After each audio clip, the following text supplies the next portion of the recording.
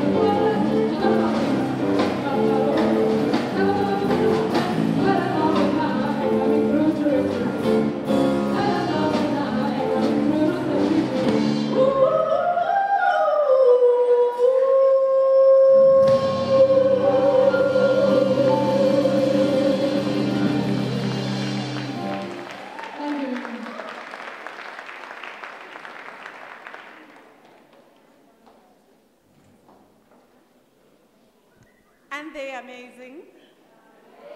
Can we give them a round of applause, please?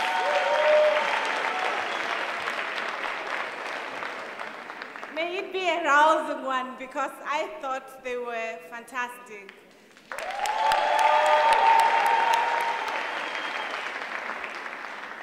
We've always been told that music is the substance that invites both our cognitive abilities but also our hearts. And when people give us the gift of music as they've done, it helps our heads, our hearts, and our imagination to really be beautiful. So as we await our important guests, it would be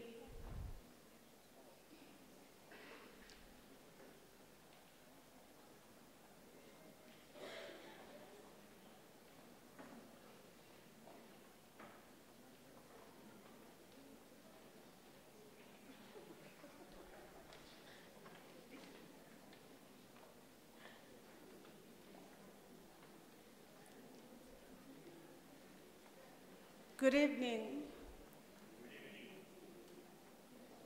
Dumelang. Sanibonani.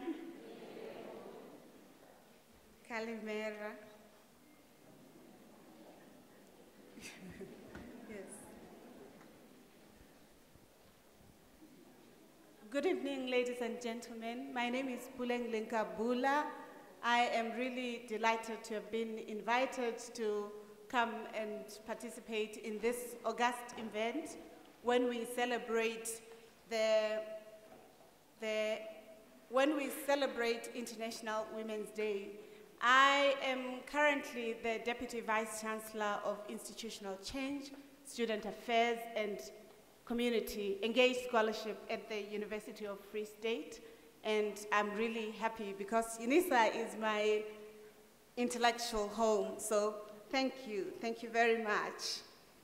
Mrs. Mbeki, trustees of the Thabo Mbeki Foundation present, Dr. Sotrikwa, and executive and management of the UNISA present, Mrs. Faith Mazibuko, the MEC of Sports, Arts and Culture, Recreation, Gauteng, Ambassador Thandi, Lujabe Rankwe, Mr. Saleh Omar Abdu of Eritrea, Ambassador Ismail Kovadia, Ambassador and High Commissioners present, our esteemed keynote speaker, Professor Pumla Gqola, who is the Dean of Research for Fort Hare University, Her Excellency Mrs. Julin, Ambassador of Sweden, Dr. Brigalia, Chairperson of Thabo Mbeki Leadership Foundation, Professor Siphamandla Zondi, the Head of Department of Political Science at the University of Pretoria. I thought at UNISA. We have to recall him. Mrs. Thembile Mbete, from the Department of Political Science at the University of Pretoria. Dr. Mulapo Komela, the CEO of the National Research Foundation. All esteemed guests, good evening. It's kind of sad. It should be alive. Good evening. As I said, I'm really delighted to have been invited here to come and program direct. One of the things that we often do on International Women's Day is really to remember the forebears, the women who agitated for the dignity and possibilities of women to assert their own integrity, to affirm their agency, Mantatisi, and many others. We will recall them as the speakers will give us their presentations. However, in order for us to start, our cultural invitation is often for the host to at least invite us to share a sense of radical hospitality and to speak to us so that we can start our deliberations.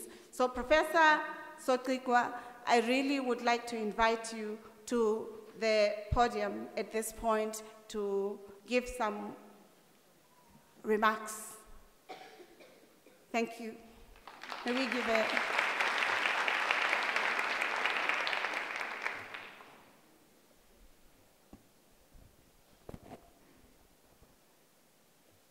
Program Director, members of UNISA's Council and Executive Management, Professor Vusi Gumede, Head of Timali, and colleagues from Timali, our keynote speaker, Professor Pumla Gqola, Dean of Research, University of Fort Hare, members of the panel, Her Excellency Ms. Cecilia Julin, Ambassador of Sweden, Dr. Brigalia Bam, Chairperson of the Thabo Mbeki Foundation, Professor Siphamandla Zondi, Head of Department Political Science, University of Pretoria, our neighbor, UNISA staff and students, ladies and gentlemen, good evening. Let's try again. Good evening. Good evening. Yesterday, 8th of March, was International Women's Day, and as I did my usual scan of the media, I noted with some interest the great American takeaway giant whose hamburger prices are regularly used as global currency equivalents had decided to invert their famous golden arches so that they formed a W for women. They rationalized it as follows: in celebration of women everywhere, and for the first time in our brand history, we flipped our iconic arches for International Women's Day in honor of extraordinary accomplishments of women everywhere, and especially in our restaurants. I interpreted that in many ways. I thought of my purse being emptied by the second. Well, in what has been well known in our established Twitterati phenomena, the commentators started. "Oh, McDonald's," they said, "hope to see you strike with us tomorrow." Another said, "If McDonald's was really committed to feminist values, we'd have been paid family leave and a $15 minimum wage introduced long time ago." So, ladies and gentlemen, the tweet spoke in a stark way to the ongoing legacy of feminism, the contradictions between the authentic and the superficial commitment to women issues. We know that organized feminism began many, many years ago, and that it has made significant strides for women in our vulnerable societies, both local and abroad, including, amongst others, property rights, voting rights, access to higher education, access to elite disciplines, particularly in the medical and legal professions, and increasingly in the ICT space. And yet, if we are really, really honest, these movements began many, many years ago, and the concerns of women's rights persist. These concerns persist amongst the empowered and disempowered, amongst the marginalized and the centered in our societies. Why? Even the empowered women will privately acknowledge that women, more specifically black women, are positioned within the structures of power in fundamental ways that are so different from their colleagues or peers. Why should this be happening during a time when women are performing better than men in both primary and tertiary institutions?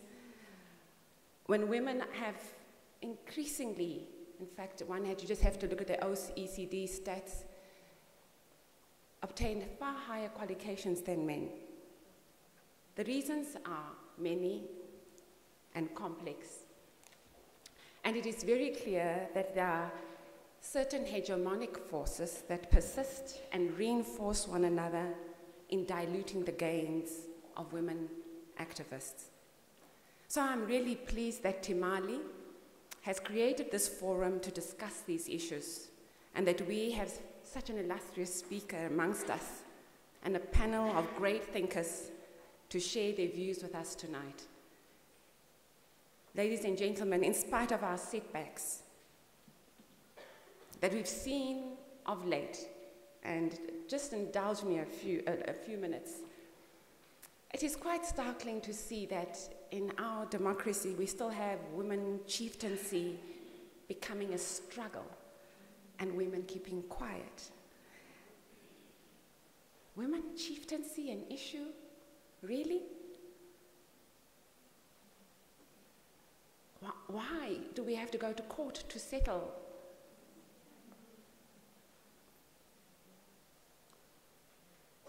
And yet we continue to watch, some of us louder than others, sexual, physical, and emotional assaults against girls and women.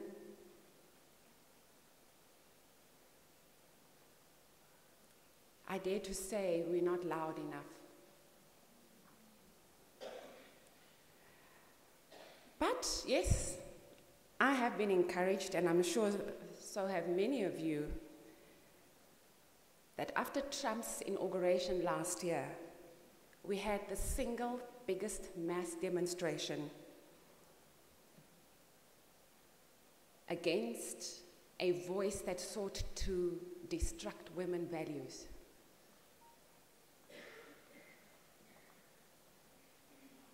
I was happy to hear Angela Davis say, we recognize we are collective agents of history, and that history will not be deleted like the web of pages you find on the internet. That history is here to stay. I was further encouraged by Marian Ali, who on that same occasion said, don't get frustrated, get involved. Don't complain, organize.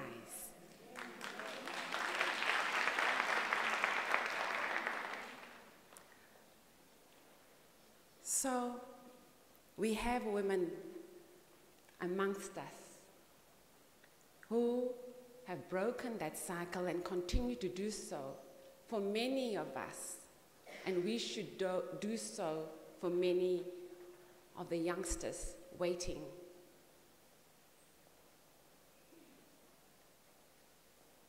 For us to enable them to be liberated from the chains in which they find themselves.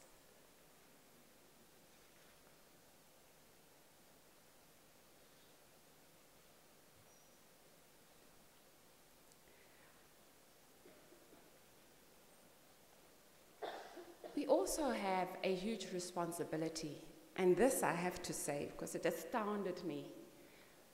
We have seen our public funds invested in research, and that research, some of it went to artificial intelligence. I was stunned beyond belief to realize that some of this artificial intelligence meant importing dolls that would replace sexual appetites of some men in our society. Artificial intelligence towards dolls? Just the perverse development saddened me that day. So on a more strategic level, this symposium is proposing the notion of a feminist state, such as that which prevails in Sweden. If the truth be told, in South Africa and in Africa, more of us need to be centered to democratize the space where we can speak as freely as I hope we'll do tonight. I trust that our keynote speaker, Professor Gqola, is going to set a challenging and provocative context and a foundation for our panel discussion and subsequent question and answer session. Allow me to boast a little bit about Professor Gqola. She epitomizes precisely the kind of firebrand feminism we all aspire to. She earned her academic qualifications at various institutions in South Africa and abroad. She has a BA Honours from the University of Cape Town, an MA Cum Laude.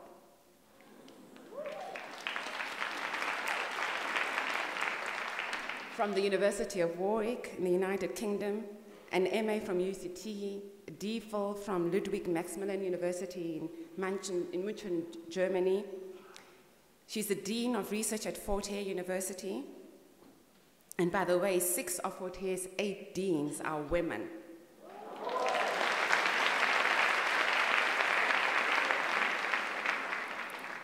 And was recently Associate Professor in the Department of African Literature at Wits University. She worked as a focus area leader, open speaker at the Mareka Institute managed by the CSIR, as well as Chief Research Specialist, Societies, Cultures and Identities Program at Human Sciences Research Council. Prior to that, she worked as a senior lecturer at the University of the Free State's Department of English and Classical Culture until August 2005. She also worked in the Academic Development Program at UCT, the English Department at UCT, and the Language Development Unit at the Cape Technikon.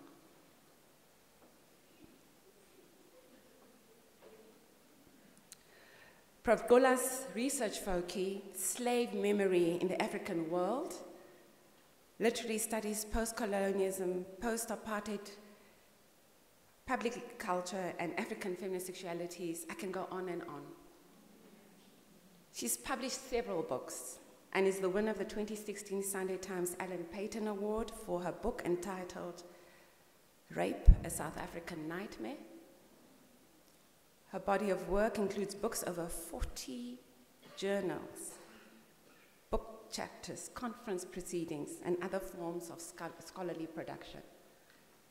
Her scholarly work has been acknowledged in numerous ways, awards, prizes, and invitation to keynote addresses.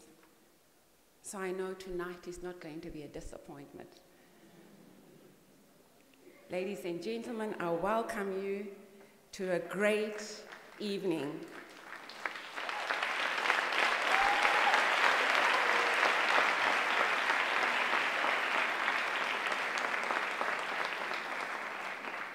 I welcome you to a great evening where we will talk about us, through us, with us. I thank you.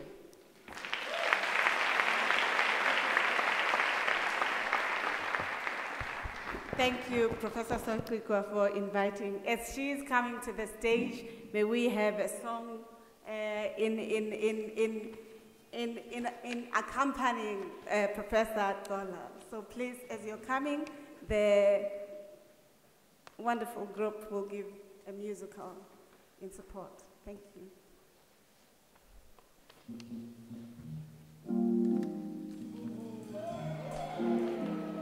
That's for you.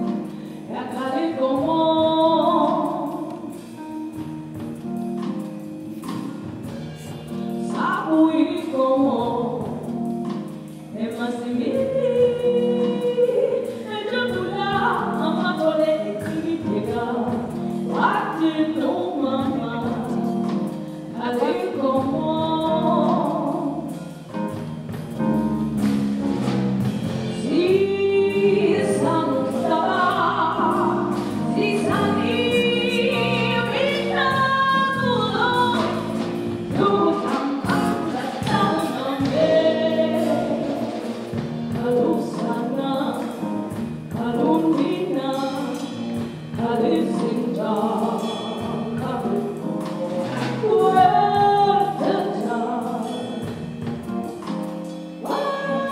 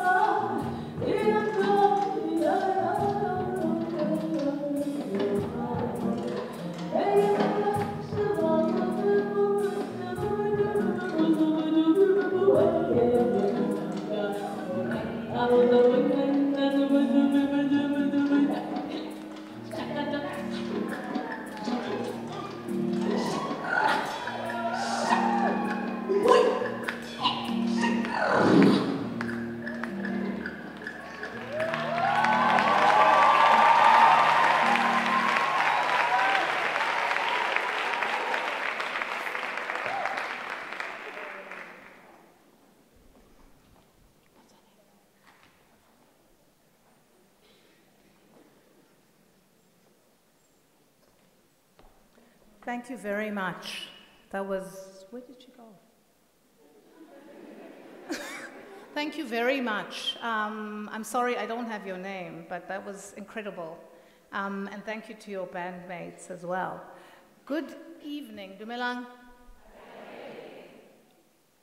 It is incredibly heartwarming and exciting and slightly nerve-wracking to be in a room full of so many path-breaking, revolutionary women of different generations, some of whom, on whose shoulders we stand.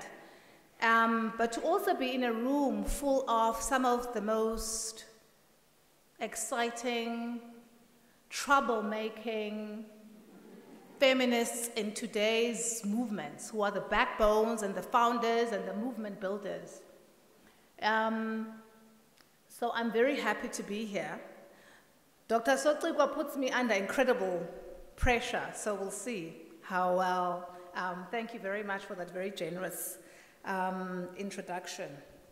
Thank you to UNISA for hosting us, to Timali, I'm not going to do the protocol observed because I'm going to hide under the professorship, right? And the feminism. And also because I'm too nervous about forgetting someone and then not being able to sleep tonight because I forgot one name.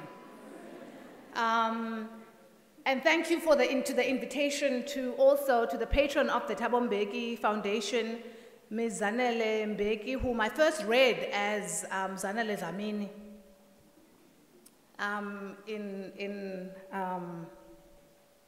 well, never mind where, I'll talk about that later. So, International Women's Day. Yesterday, I think like many people in this room, I received as many wishes for a happy Women's Day, happy International Women's Day, as I did critiques of this notion of happy International Women's Day. Because to do so, as the critique said, to do so is to reduce it to the level of a hallmark greeting. I'm not sure I agree, but I'm also not sure I disagree. I'm not going to spend too much time on that. Safe to say that such days are contested, and contestation is a crucial part of what feminism does in the world. Feminism is for making trouble. And perhaps I'll interrupt that just to embarrass somebody whom I will name, a young woman whose surname I unfortunately forget, a young woman. She is very young, whose name I forget. I remember arriving at UCT in February 1990, and in an exciting, changing country, having finished matric in 1989 and starting university in 1990.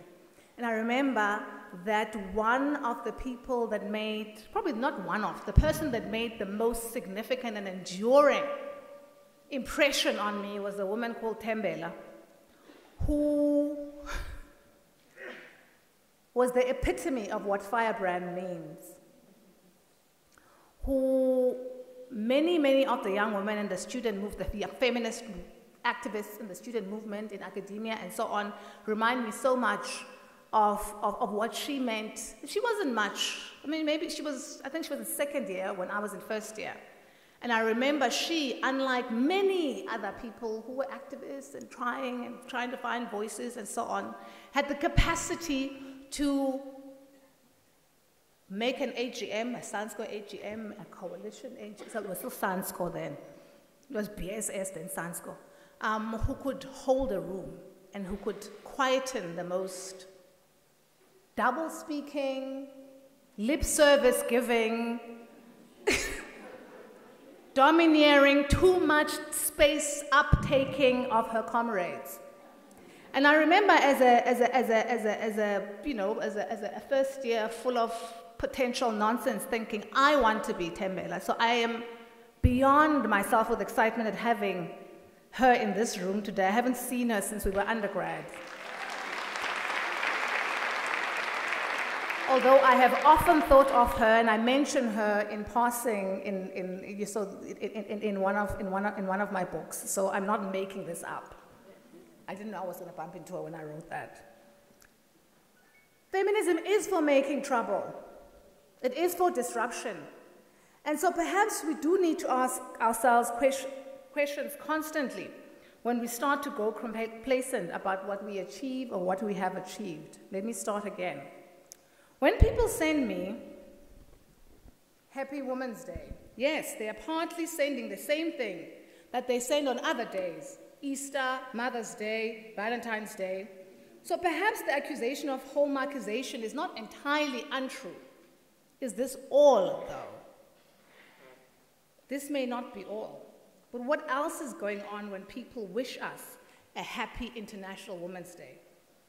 Maybe they are also wishing us the most remarkable and counterintuitive thing known to patriarchy. And if we read these wishes in this way, if we choose this reading of agency for the sender and for ourselves, what could this counterintuitive wish be for a happy International Women's Day? A happy Women's Day?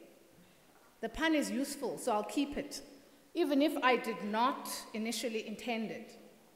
A day of happy women, an international day on which women are happy globally, a day on which women are happy across the globe. You don't see it? You don't see why this is counterintuitive? Think about it. Think about what it might mean to have a world full of happy women. A world where women are not just happy for one day, although even that day would be quite remarkable, where the possibility of happiness is not trite, but real, where happiness means a variety of things: freedom from worry, freedom from poverty, freedom from fear.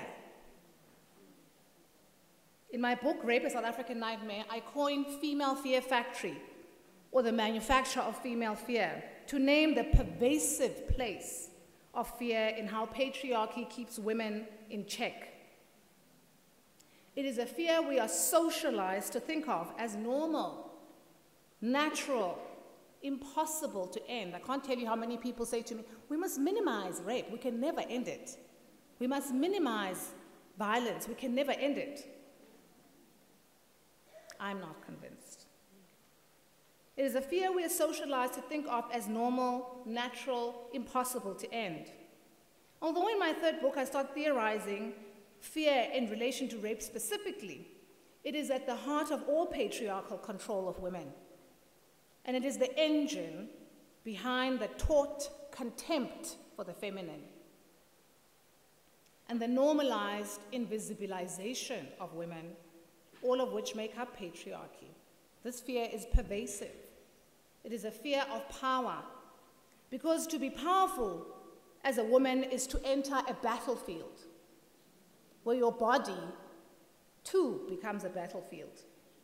To recognize that women who occupy positions of power are fair game, judged not on their qualities and aptitude as men often are, but also on the fault of their being women. Because to be a woman is always a problem. It is always to be a problem. This is why feminism is important, because it helps us make trouble for ourselves. Be troublesome, be a problem for a system that says we must be solved. Controlled, eliminated, slowly eliminated through policing, the beauty industry, exhaustion that is lower pay, if at all paid, endless emotional labor that is not recognized as labor, as we explain, nurture, make ourselves smaller, become compliant heteropatriarchal subjects. Or eliminated quickly through femicide, public abduction, or rape. Fear of speaking, fear of our own voices, fear of not speaking, fear of loving ourselves, of loving our leaking, bleeding, not bloodied, fleshy, imperfect selves. And this fear keeps us locked into dangerous relationships with ourselves as much as with others. We self-harm in the name of earning the right to breathe. Learn to live. We learn how to live in what bell hooks called adversarial relationships with ourselves. Fear of being too much. Fear of being not enough. Adversarial relationships with ourselves lock us into, first, relationships where our bodies are the problem. The smell's too strong, the flesh too plentiful, too hairy, too present, too muscular, too cellulite-y. Our body's the problem that needs perpetual correction until we are too tired to try and change the world. Adversarial relationships with ourselves also train us well to think of other women in hostile, corrective, competitive ways. We police others' femininities as rigorously as we police our own, and dare not openly love other women politically, platonically, sexually, romantically, or in any other troublesome ways. Adversarial relationships with ourselves threaten to turn us all into phallic women. Fear of illegitimacy, the tyranny of heterosexual chosenness, is something many of us live with, or live in the midst of, or have lived with. Fortunately, some of it lessens somewhat as you get older. The 20-something-year-olds will be somewhat relieved to know. We know the fear of leaving not just dysfunctional marriages, but abusive, unwanted heterosexual arrangements, because a woman alone in our society, this society that has such incredible proto-feminist legislation, this society that has such staggering numbers of women in leadership, this society that has significant numbers of women in high office, this society that has long graduated more women in medical schools than men, this society in which women's public lives are so exemplary, yet even in this society, our private lives are so out of touch with the public power that we claim.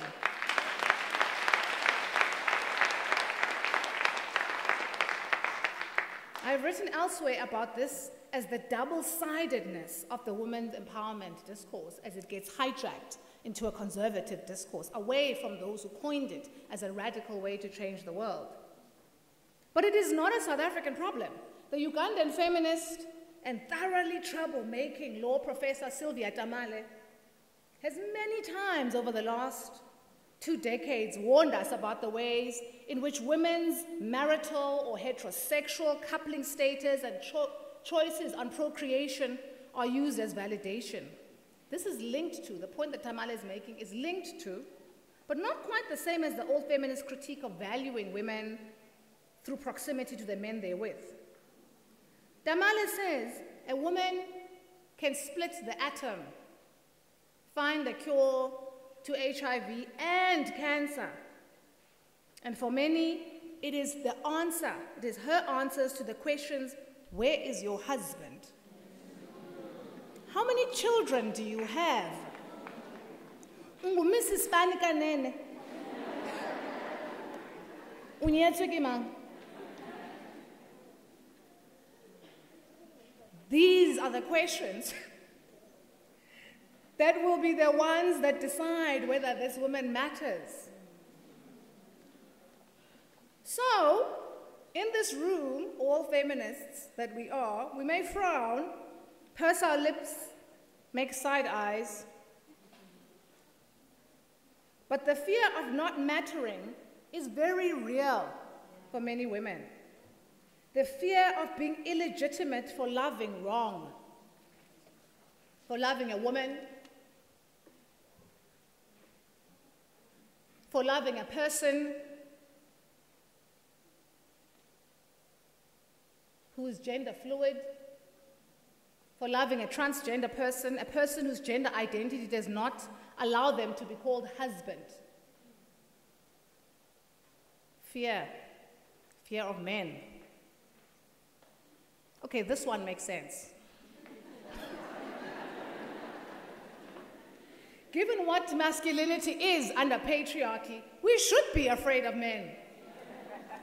Given what we know about sexual violence, about heteropatriarchy, about the ways in which men will claim feminist politics and still take up too much space, physically, emotionally, materially, religiously, legally, we should be afraid of men. Given the fact that some of our friends will say, not all men.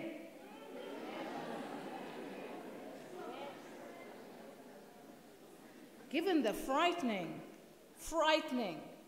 high possibility for those women who exclusively or sometimes sleep with men of currently or having previously slept with a rapist, loved a rapist, we should be afraid of men. Given the fact that not only will some of our male friends say, not all men, they will also send WhatsApp rape jokes that pretend not to be rape jokes. Given our experiences with our comrades in political movements that women build but get invisibilized from, given how many men operate in the workplace, given drag rolling, given the habitual refusal of even progressive men to say, I will not take up this nomination. I will not sit in this chair. I will not represent this movement at a press conference, when they know a better suited woman who is more deserving because of her hard work exists. We should be afraid of men.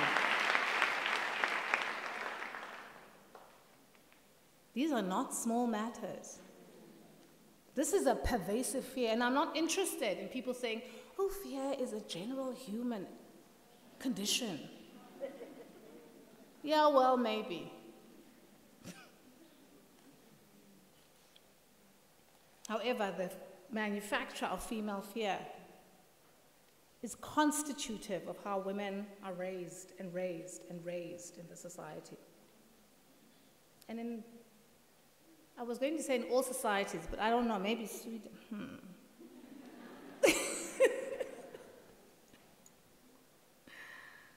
Part of what it means to be a feminist is to, Audre Lorde says, feel the fear and move through the fear and do what we fear anyway. Part of what it means to be a feminist is to cause gender trouble, as Judith Butler reminds us, by not accepting the patriarchal, forceful script of what binary gender is under patriarchy. So I don't know what a feminist state is exactly, apart from Sweden. And we will talk about Sweden later. It's so funny that Sweden is here. The ambassador of Sweden is here.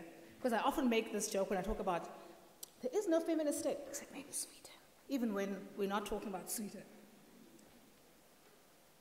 But I do know that in a feminist state, we would have to do something about this fear. This fear is not something we can police, write policy away, or legalize away. It needs a different set of tools and resources from us and from the states we build. What might it mean to live in a country where the female fear factory is not a daily lived reality, where peace of mind is a reality, where this strange thing of happy women exists? What does women's collective peace of mind Why does women's collective peace of mind matter for the business of states? Why does it not matter more? Why is it crucial for us to imagine a country and a state in which we do not live as hostages to patriarchal fear and under siege from patriarchal violence? And how might we go about achieving such a state? Knowing what we know from feminists who live amongst us, who've gone before us, but continue to live amongst us, and those who've left this plane, and who actively work in the business of statecraft. A feminist state might not be the same thing as a feminist country, because a state is a very specific geopolitical phenomenon, whereas a country is a much messier entity within those borders. Preg's Governor's warning is particularly important to heed here as we think about feminist statecraft, feminist states. Her warning is particularly important to heed here when we think about making a feminist state, where this goes beyond the institutions and legislation, crucial though these are. Writing of her experience as a member of the first democratic South African government and parliament, she remarks on how prepared she and her comrades were to change parliament, to change the state, to change this country. But how this preparedness also came with a painful surprise and unpreparedness for how much being in charge of the state would change them.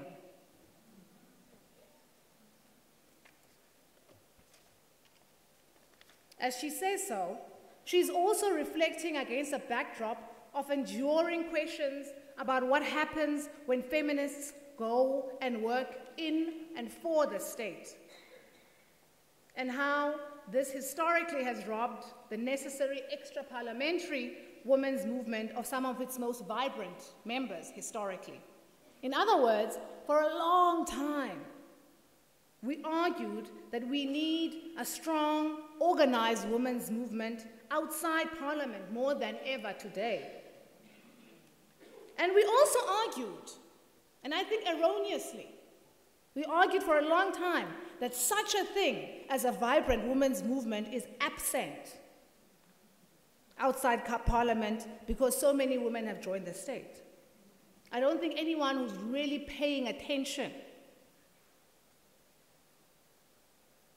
to women's activism in South Africa today, though it may not reflect, though it may not mirror the tactics, the forms, the spaces, the strategies of feminist movements that birthed us, that energize us.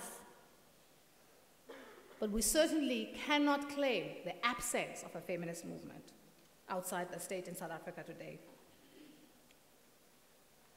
But nonetheless, the cost of so many feminists of a certain generation working for the state, joining for a state, has nonetheless robbed us.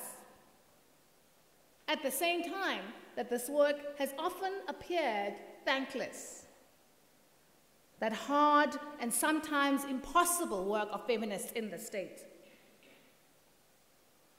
And how unprepared some of those feminists have been for how much they too would be changed by the state and doubly lost to the rest of the feminist movement.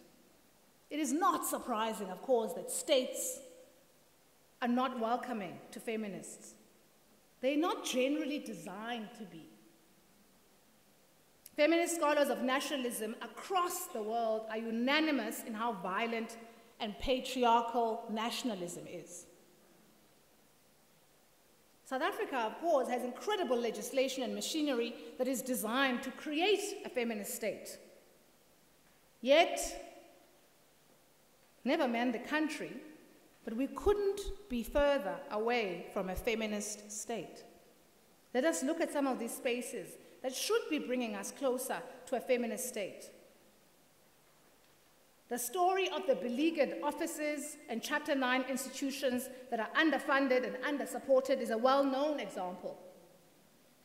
Mention of the Gender Commission often leads to exasperated responses Not because people are not working hard in there, but because they're underfunded and expected to do the impossible. The maintenance courts. A necessary and admirable set of institutions. Hard-won and crucial. But have you ever been to a maintenance court? It is not a place of sensitivity, triumph, and resolution. It is a place with dedicated, overburdened people serving pained but determined women. That determination often comes in the face of humiliation, of exhaustion, of forms of humiliation and degradation we can barely imagine.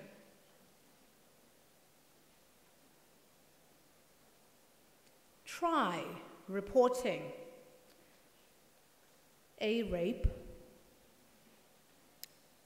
Try reporting being stalked. Try reporting being battered through the police and court system, the legal justice system, the criminal justice system. I will not go into the details of this. They are familiar to everyone in this room, if not from first-hand experience, then from proximity to someone who has gone through the system. 4, think about the association with social grants post-apartheid. Think of the many ways in which this necessary and mostly effective, albeit administratively unwieldy, system is personified in the public imagination. How many times have you heard the accusation that poor black women deliberately get themselves impregnated? Pay attention to the language. Deliberately get themselves impregnated in order to access grants. How many times have you heard this? How many times have you read this? How many times have you been confronted this from the words of the pen or the typewriter? Typewriter. I'm 45. Typewriter. Some of you don't know what a typewriter is. Of someone you otherwise thought sensible. How many times have you heard of the accusation that poor black women deliberately get themselves impregnated in order to access grants? The insistence on pathologizing young black women, especially economically marginalized black women in South Africa, is staggering. Even more so when you think about the fact that the majority of South Africans are economically marginalized black women.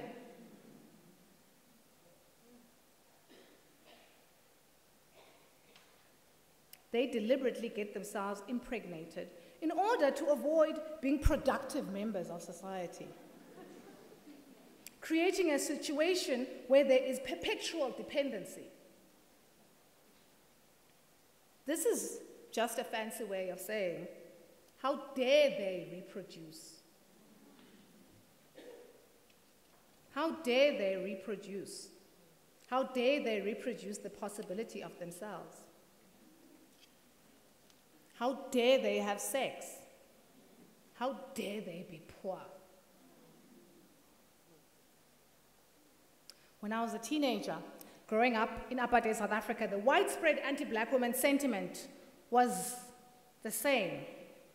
This is how teenage pregnancy was explained. What strange fear of women, of women's agency, and what willful ignorance. You'll all, of course, also have heard about the variation on this theme that posits that the same young, poor black women get themselves deliberately infected with HIV to also access grants. These are just 4 examples, and they matter. They matter because how women's lives are experienced and talked about and circulated and mythologized always matters. Feminism, across its many tones, across its many shades, across its many accents and expressions, insists that the personal is political, that women's lived lives are political terrain. So a feminist state cannot be a state that has beautiful feminist legislation, but that also has women living under siege, discursively and materially. Recognition that women's rights are human rights and that gender is a crucial avenue to power has not necessarily translated to the recognition of how to address women's lives in ways that enable them, us, to live fuller lives. In a feminist state, there would have to be a different response to reporting rape, stalking, battery, harassment. In a feminist state, dare I say it, a rape-free future would not necessarily be a fantasy. One of the aims of feminism is to create a rape-free future. We speak often in South Africa of the realities of the women on the ground, but who are these women on the ground? And we often speak about them, especially in contexts where we have air conditioning and degrees and technology and perfume, as though women on the ground are some mysterious women out there who have to have certain things, certain ways of thinking taken to them, who do not have the capacity to analyze, to subvert, to change, to think, to theorize their own realities, to change their own lives. We often say, why don't you take this feminism of yours to the rural women in Mutu or Qoboqobo or I don't know. But who are women on the ground? It's women who have to take taxis to work and get abducted, and possibly get abducted on the way to the taxi, just after the taxi, or while they're in the taxi. It's teachers, it's nurses, it's all manner of professional women. It's the women who are abducted and forced into marriages. It's the dancing, troublemaking, movement-building women. It's the young women whose lives are invisibilized by mythologization. It's the professional women whose lives are varied. It's the feminist activist women who are members of every structure in our society: church, army, school, hospital, police force, education. All of us are women on the ground.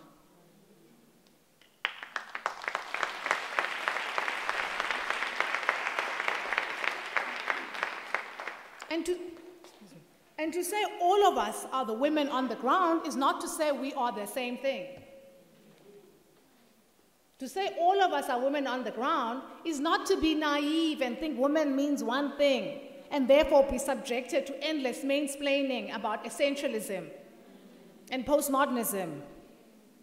We know postmodernism and essentialism and post-structuralism too, and even if we don't.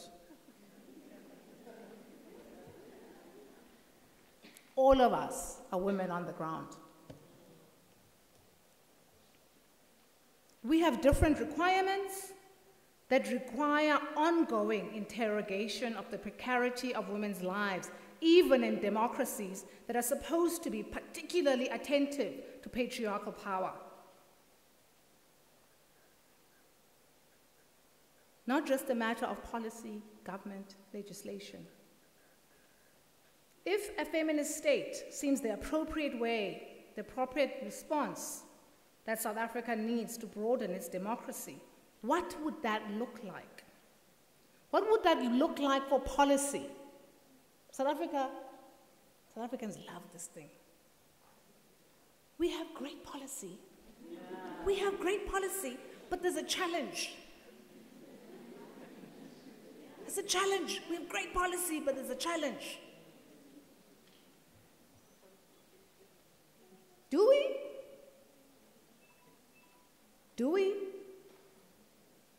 it a good policy if it's a challenge?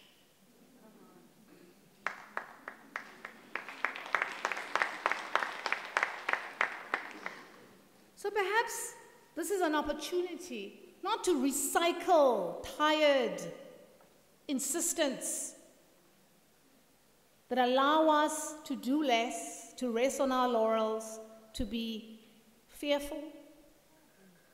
Perhaps this is an opportunity to rethink our orientation to policy. What would policies that aren't a challenge look like? What would they do? How would we know we have come up with the policies?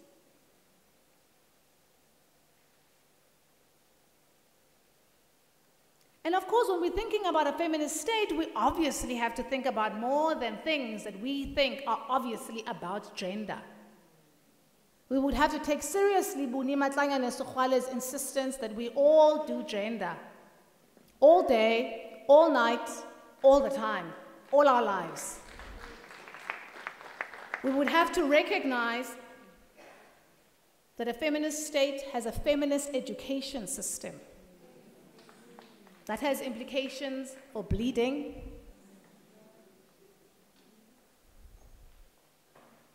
for payment, for access,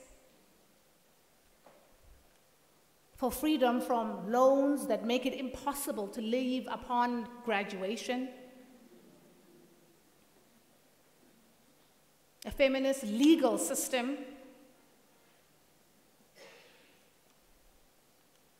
My goodness, every time I say feminist legal system, I get a knot, because I'm like, can you imagine how much easier? Maybe we could, if we...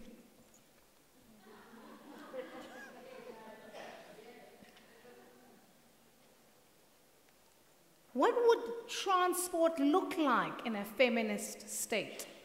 What is feminist transport?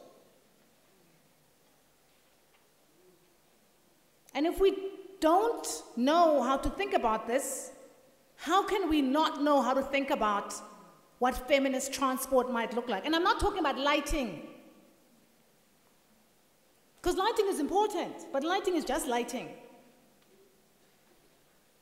right? It's part of the solution, it's not the full solution. What would a feminist transport system look like? Because a feminist state would have to have a feminist transport system. What would it mean for how long women work? What would it mean for how much of their income women spend on transport? What would it mean for what women can do while on that transport? What does safety look like? But is the feminist transport system only a safe transport system? Is that all we are? Do we only need safety and affordability? What else? What is the counterintuitive expectation and demand that is necessary to make? What is a feminist workplace? Not the odd feminist NGO. Like a whole country that is a feminist workplace. What does that look like? What does it look like for when things happen? What does it look like for how everybody in that space moves and works and thinks and takes up space and reflects and apologizes and laughs and builds and cries and dances?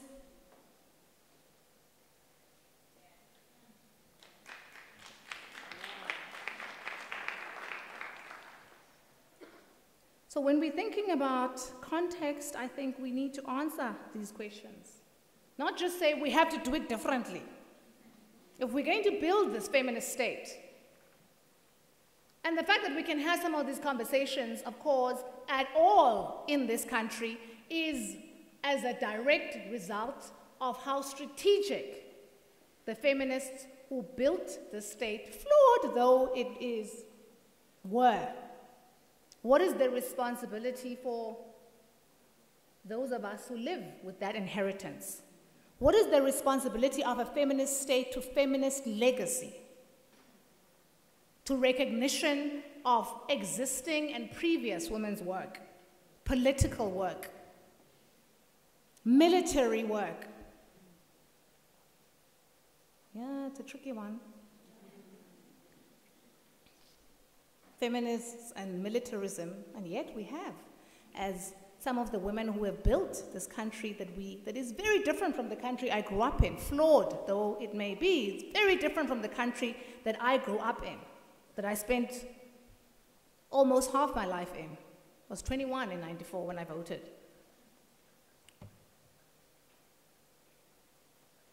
What do we do with military? So many feminists, so many of us feminists are uncomfortable, discomforted by militarism. And yet, some of the women who won us this freedom were groundbreakers in military forms that we recognize as necessary. So what do we do with feminist legacies? Not the tidy, easy to claim ones, but the difficult ones too. What does a feminist state do with these beyond erasing, tidying up difficult women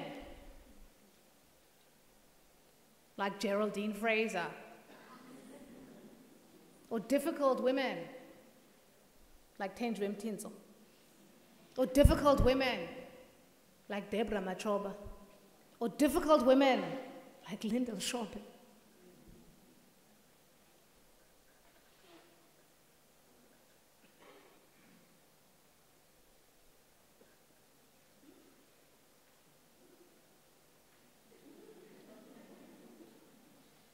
Not just the difficult women we want to like. Not just the difficult women who work with our hashtag Black Girl Magic.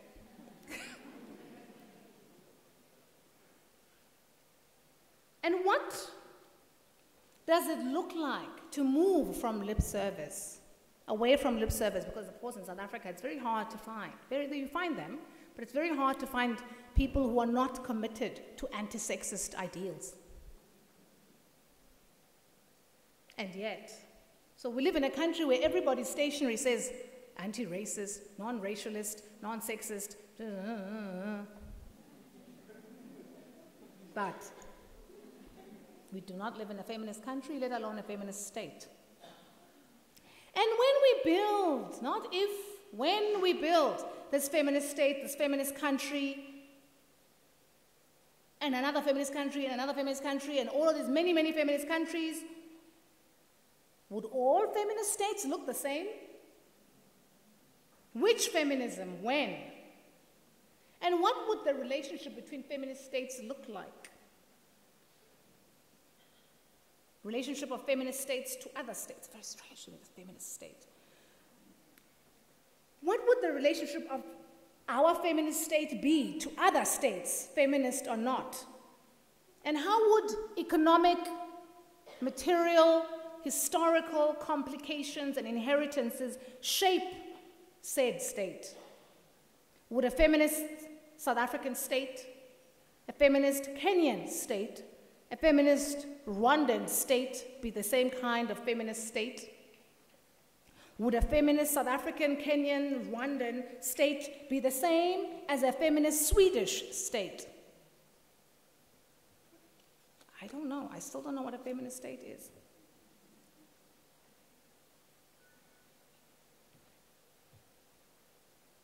And beyond inclusion and elimination and the creation of a country, of a reality free of fear and visibilization, beyond inclusion, what else would a feminist state be? Not the absence of, but what other counterintuitive, creative possibilities need to be part of our fundamental societal shift in gender thinking? Wambui Mwangi, in her essay, Wambui Mwangi, the Kenyan feminist scholar, in her essay, Silence is a Woman, probes many, instances of a deeply embedded and institutionalized ideas about women in Kenyan, but also other societies, that lead not only to blind spots and exclusions of women and vulnerable groups, but also makes it hard to recognize even those aspects of women's behavioral patterns, activisms, thinking that might otherwise be read as heroic. And we all know states, nationalisms love the heroic, but they only like the heroic masculine. Because the heroic feminine and the heroic feminine is not the same thing as the heroic woman, but the heroic woman and the heroic feminine is a problem.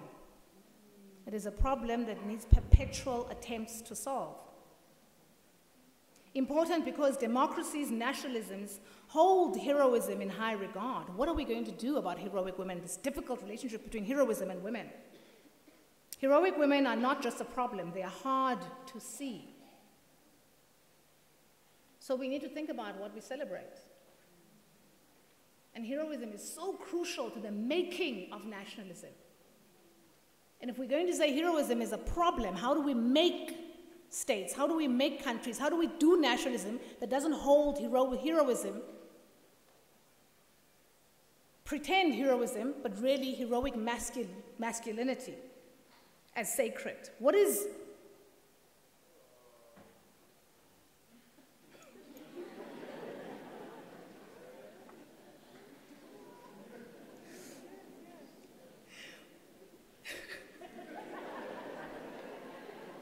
I'm sorry. Mwangi argues that in Kenya, women's bodies work as a potential, and she's talking about Kenya, but this is, I'm going to quote her at length because I think she gives us something to think about in South Africa too, because she's speaking specifically of Kenya, but she's not only speaking of Kenya. Women's bodies work as potential and latent public space in Kenyan modernity because they usually appear in public only undercover, a frightening secret weapon everyone knows about. In many African communities, there's no stronger curse or taboo upon men than seeing their mothers naked. There's no stronger way for women acting together to register political dissent. Deployed in this way, women's bodies have the power to make public and to make something public, to create a public around this action, and thus to produce both publicness and publicity from the ground of their own corporeal materiality. As political action, this is not only a public mode of power and a specific form of public voice, it is also a critical public voice of dissent against the all-encompassing patriarchy. These women's bodies are subversive bodies. Women's power deployed in this way can only be oppositional. Always a challenge, always already embodying and performing the power to refuse. And that radical women's movement outside parliament that we claim does not exist in South Africa understands this well. We saw it in the explosion of radical feminist organizing on our campuses over the last few years. This introduction of naked protest that was policed, that was battered, that was mystified, that was mythologized. This introduction from elsewhere in the African feminist vocabulary, widespread in various East and West African contexts. And so this goes back to that point that I made about being wary of insisting that there is no women's movement outside parliament today, but actually doing some of the work of recognizing what a women's movement might looks like today that is different from how it has looked in the past, beneficial from, growing from, but radically different because it is a different time. And it has to be different. And its relationship to visibility is different.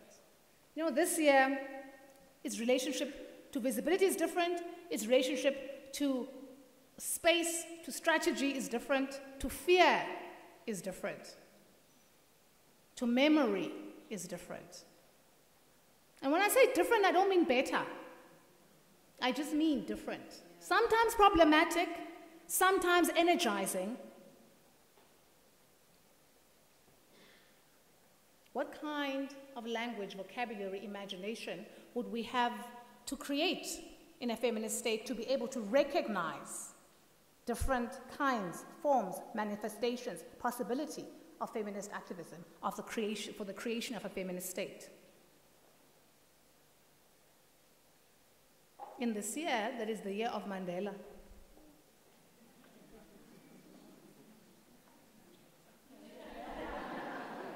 you're so annoying.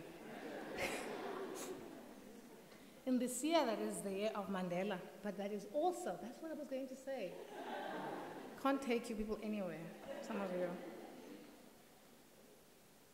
What would it mean to think of it as the year of Albertina Sisulu? And not the Albertina Sisulu that we tidy up.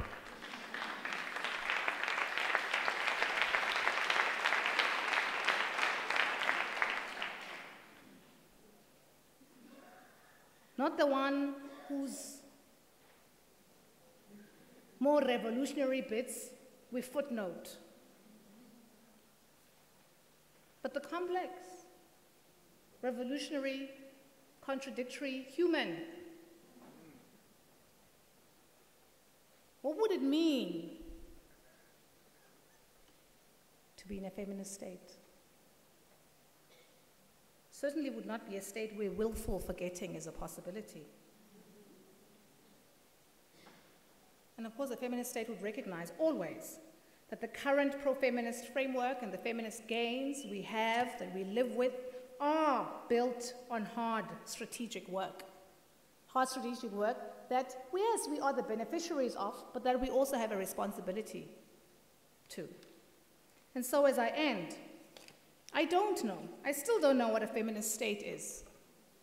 But a feminist state, the creation and the project of creating a feminist state would, certainly to my mind, require, demand that we grapple with these questions and more.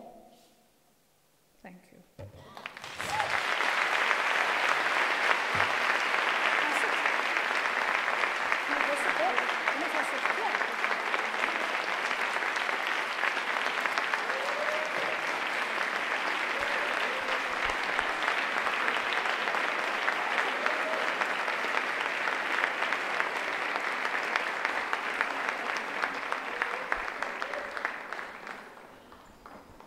Wow. If Nerili Limpopo, I would say Mekholokwane Basadi.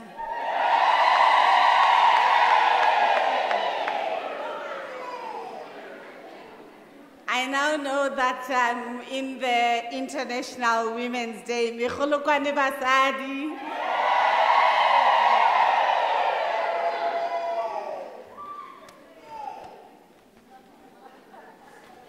As you were ululating, and as Pumla was sharing deeply from her heart, her body, her soul, her intellect, I felt myself having some goosebumps. Because I heard her not summarizing what she said, but what she invited me to think about. I heard her inviting us, like Alice Walker, to think and to reclaim feminism as an important imperative, but not an option. I heard her saying that clearly.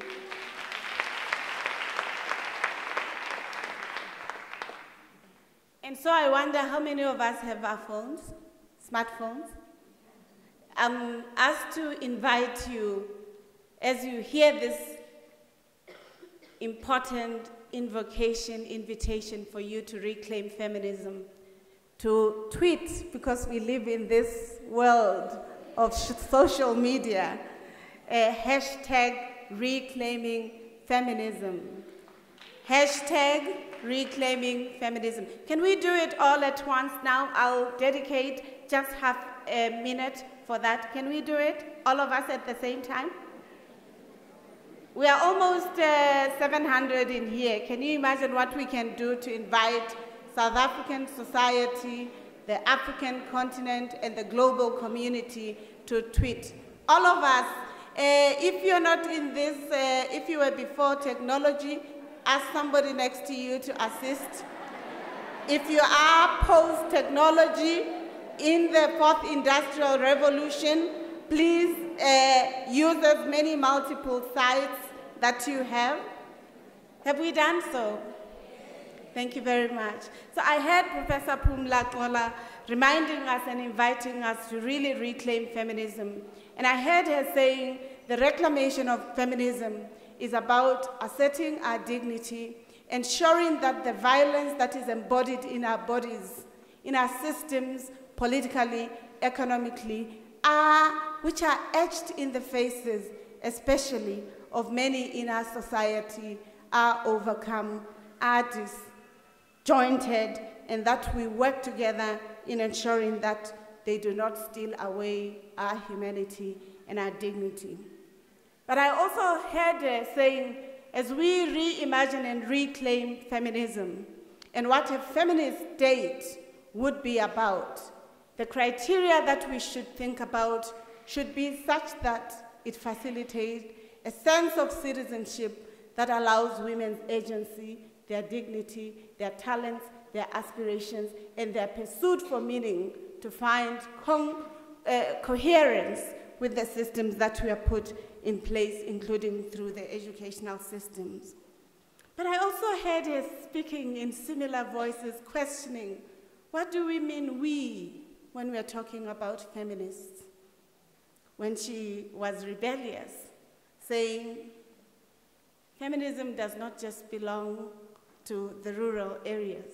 All of us have a sense of responsibility to ensure that we overcome what Elizabeth Schussler-Fiorenza calls patriarchal hierarchy, that sense of master-servant relationships that seem to be embodied or used in how we relate with one another as women and men, as women and children, in the economy, in the ecology, and in different spaces.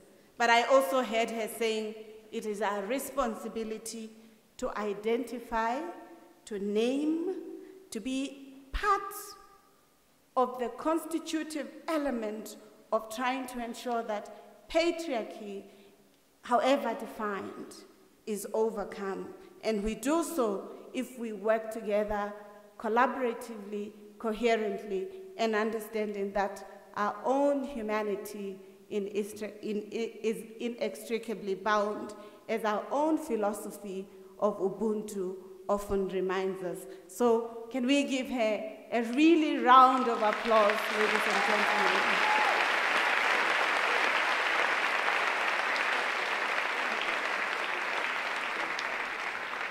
I'm really inspired, but you know what? What I even really appreciate is that the Thabo Mbeki Leadership Institute has said, for us to really drink from our own wells, to engage with the information and material and invitation and knowledge that she has shared with us, that we may bring also a panel to come and discuss some of these insights and to dig deeper as well in a dialogue with her. So this is not my responsibility to facilitate the panel discussion, but I'll invite my colleague, Ms. Sithembile Mbete. She's a PhD candidate at the Department of Political Science. Her research assesses the success of South Africa and South Africa's agenda during its 2 elected terms in the United Nations Security Council. She holds a master's degree in international relations from the University of Cape Town, where she focused her research on South Africa's first elected term in the United Nations. She has joined the Department of Political Science from the Presidency of the Republic of South Africa, where she was an assistant researcher in the Secretariat of the National Planning Commission and contributed towards drafting the development plan. Her work in this regard, please guys, let me finish. Her work in this regard was focused on public service reform and anti-corruption policy. Prior to this, she worked as a political researcher at the Institute for Democracy in Africa, where she was also responsible for parliamentary monitoring and political analysis. She was a member of the founding working group on Right to Know campaign, a coalition mobilizing for the right of access to information. Ladies and gentlemen, it's my honor to introduce Ms. Mbeki. You're welcome to the stage.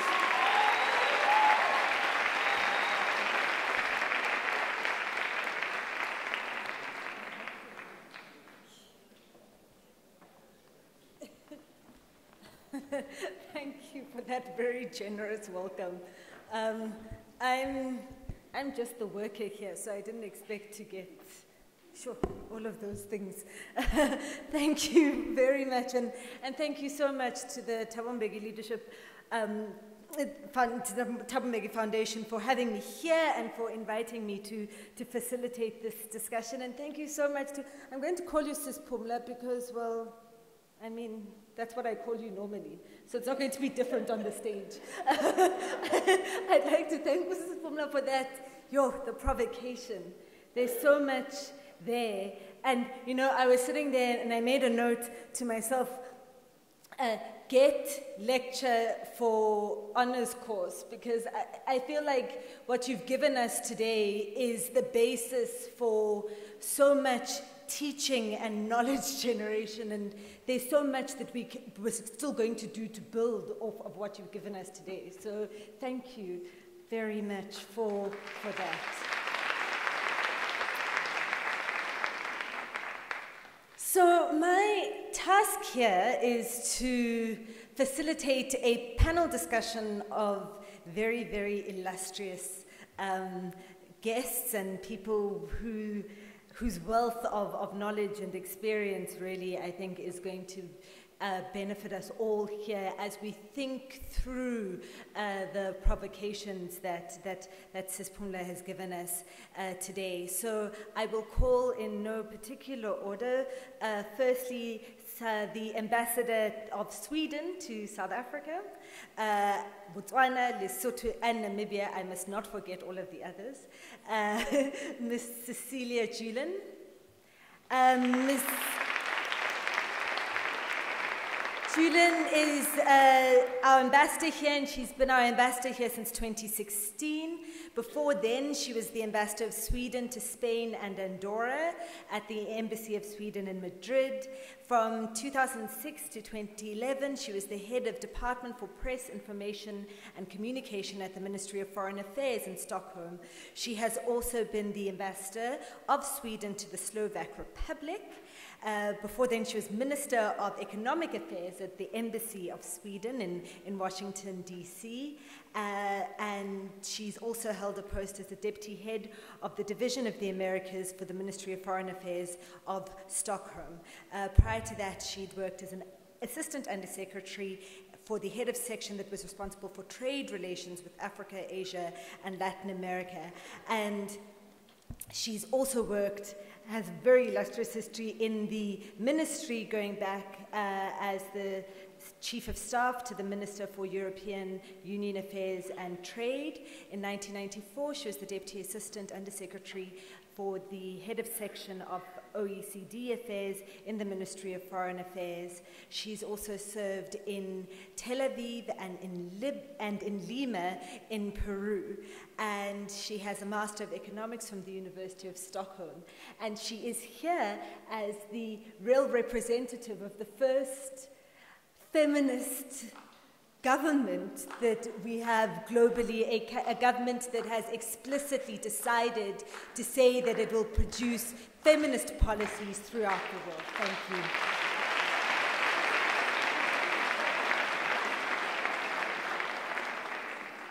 The next person needs little introduction. It is Dr. Brigalia Baum. Please, ma'am. We all know her.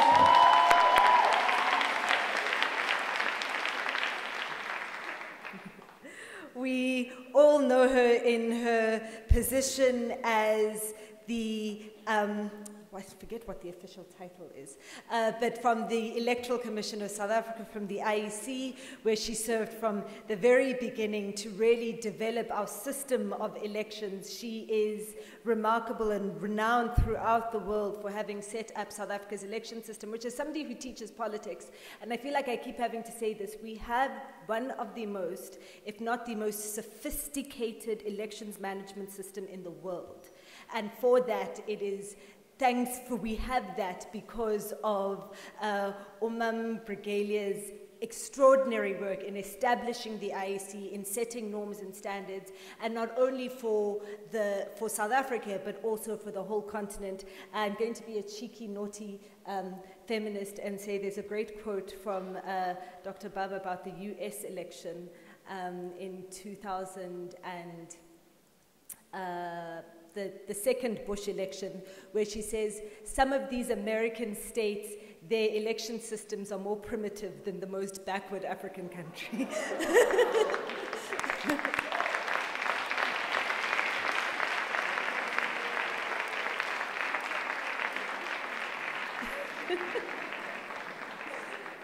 And then finally, I would like to introduce the token man on our panel,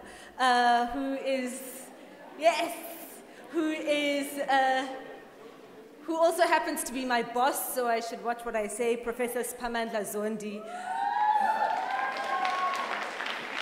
who is a professor and the head of the Department of Political Sciences at the University of Pretoria. Yes. That is what things look like in a feminist state.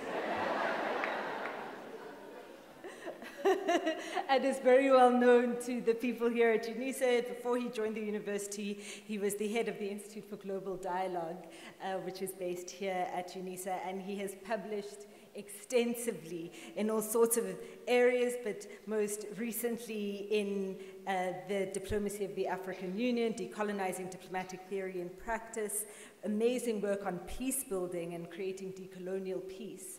And he is also, I'm proud to say, one of my favorite feminists, so it is great to have you here. Thank you.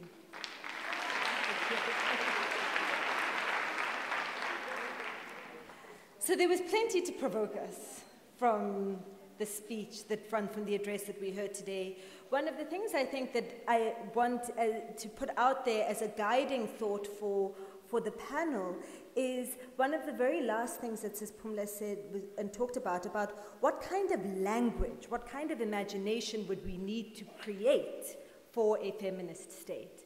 And I thought that that was an important provocation because it's this admission that at the moment there's some of these, we've got many ideas, but what's the language, what are some of the constructs, things that we can't even imagine that we'll need to create as we think differently about how we organize ourselves and how we run things. And, for me, one of the things that I often have to deal with initially with first years is saying that feminism is about humanity. It's the recognition that women are human.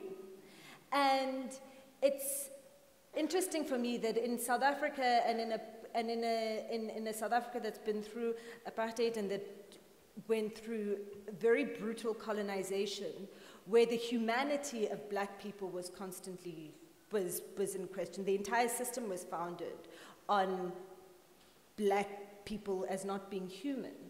And so that we grapple with, well, no, this feminism is Western, it's European, when all it's about is that fundamentally it is acknowledging and accepting the humanity of women. And so how do we then create language, create institutions, create systems that live that in the state and in the way that we organize ourselves? And how do we create, I love this, a day or many days or a lifetime of happy women? And just one example I wanted to put out there about the kinds of governance challenges that come with thinking about feminist policy. When I was working at the National Planning Commission and talking about freedom from fear, and I remember being overcome.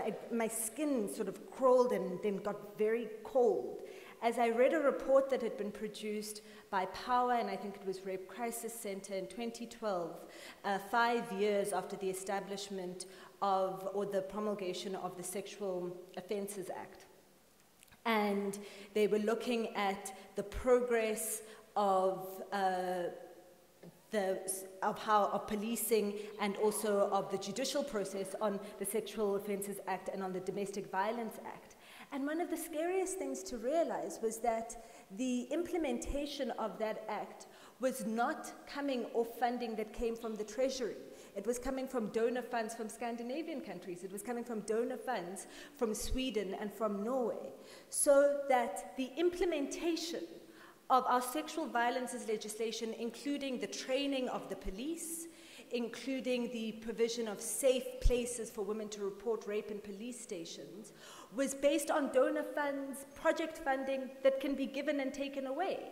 We weren't putting that as an actual line item coming from our own budget. Our own treasury wasn't funding that.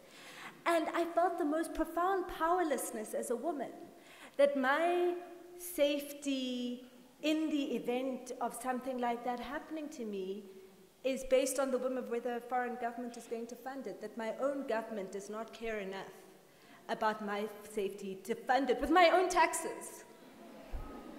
And so these are the kinds of things when we talk about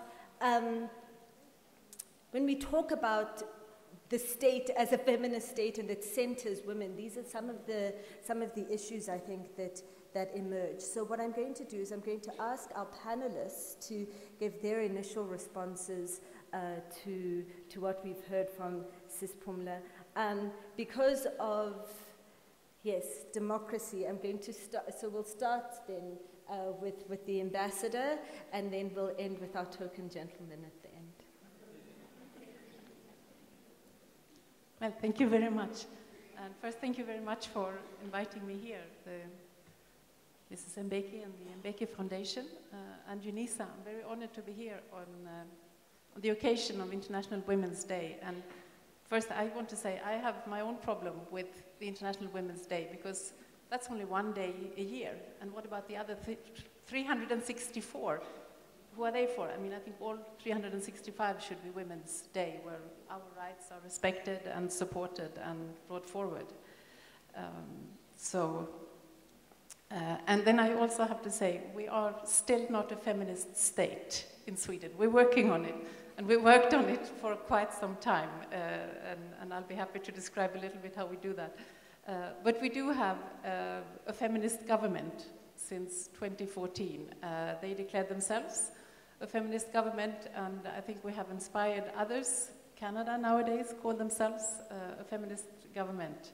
And I think there are actually, I mean, how do you identify a feminist government? And I think one of the first thing is that you have a government that actually recognizes that there's a prevalence of gender inequality. Unless you really recognize the problem and agrees to that it's there, I think you can never start dealing with it, that there's an awareness that you have to start combating structures and norms that are actually inhibiting half of the population. And then I think the government needs to be sort of identified by a strong conviction that gender equality is part of the solution to all of the challenges that we have in our society today. That gender equality is a prerequisite for a sustainable economic development, that it's a better use of resources, more efficient. But it's also generally, it's an ethical politics. It's a matter of human rights, democracy, and justice. And then I think it's a feminist government is identified by actually taking actions to prove that this is happening. And that's what Swedish governments have been doing for many years, even before being a feminist government. They've worked very conscientiously on improving the gender equality through sort of different measures when it comes to childcare, when it comes to parental leave, when it comes to how the workplace is constructed. And I think one important issue that I think has to do also with gender-based violence and the attitude towards women. Sweden introduced in 1999 already, and I know this is controversial in this country. It's being discussed right now, but I'll thread straight into it. We introduced a ban on the buying of sexual services, because to us that is really the crux of the matter. How do you look upon a woman? Should it be legal to buy the body of another woman? So that's, I mean, I think you have to recognize that there's a problem, that there's an imbalance. You have to be convinced that this is part of the solution, and then you have to take demonstrative action to go forward. Thank you.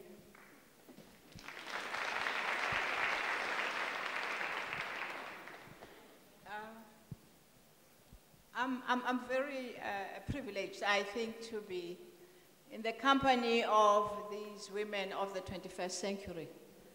And I think, well, for now, I think there is hope there's hope for society, but I cannot help but share with you what is not, it's relevant to what we're doing, but I am in that kind of mood, so I cannot resist the opportunity of sharing you that I came back from Namibia last night, from a meeting of the African Union. And amongst other things we talked about, probably the most important thing we talked about was the situation of women in the continent. So I'm just so much into that and all the problems. I don't want to use the word challenge. And I will not talk about the instruments of the African Union and the policies and statements. And to simply say that the more we look at ourselves as South Africa is that the great pride is the fact that we now have our own scholars.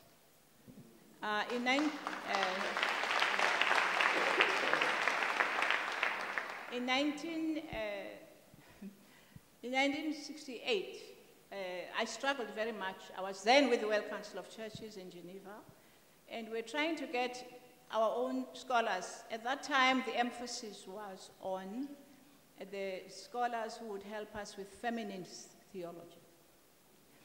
And because we were struggling very much with that, we then had to set up a group of interdisciplinary scholars because we could find some scholars in the continent. And because of that, I thought, you know what I should bring to you today, because you are a scholar, is to bring you, not a Bible, don't get scared now. I would like you to look at this when you have time. It's written by women scholars, and it's about theology. I simply want to say to you, as you talk about the future and the future world and the future society, look seriously, and that's what I'm bringing from my tradition of those who were born during a certain time and were part of organizations like the YWCA, Young Women Christian Association, is the oldest women's movement in the world. It was a Christian base and was encompassed by women in most parts of the world. And we didn't use the same terminology. Later on in South Africa, we became part of that international group, and that's how we got our own exposure to be part of the global world and for people to know all our struggles at the time. And I think that history is important, and the journey is important, that as you talk of the generation of the 21st century, begin to look at some of those, they are not old-fashioned values. We didn't use the terminology of feminists. We used the word women's rights, you know, women in church and society. It was a soft language, which is not very acceptable today. But that was the approach. It was, at the time, that was the language that could be used. And the second organization I got involved with, which of course I speak for, was the World Council of Churches, because of its power in the world, because it operates in many, many countries of the world. And we were able to do a lot of work for over 15 years on feminist theology. And I'm begging you that look at this work seriously, because religion, as you know, as we have seen in the research that has been done, look at all the religions, studies that we did for many years on the religious groupings in the world that are powerful. Look at all of them and look carefully that the future is strong on the religion. You see, as long as we have strong traditions that are there, as long as we have rituals, culture, and some of the things in cultures are considered to be sacred, that's going to be with humanity for a very, very long time. And I think religion will always play a very, very important role.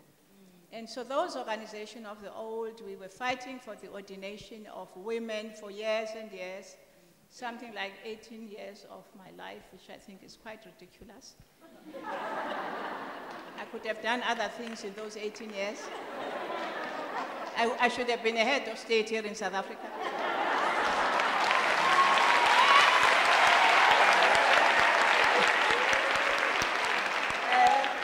But to say that Sweden, again, Sweden, because you see, secular society does influence the church and vice versa. Sweden finally made a breakthrough. Can you believe it? Being so modern and so progressive in 1967. And they ordained the first woman in the world. And now today, of course, they have archbishops. They've moved from one extreme to the other, typical of them. But this is not something that we have to look at very seriously, the role of the church.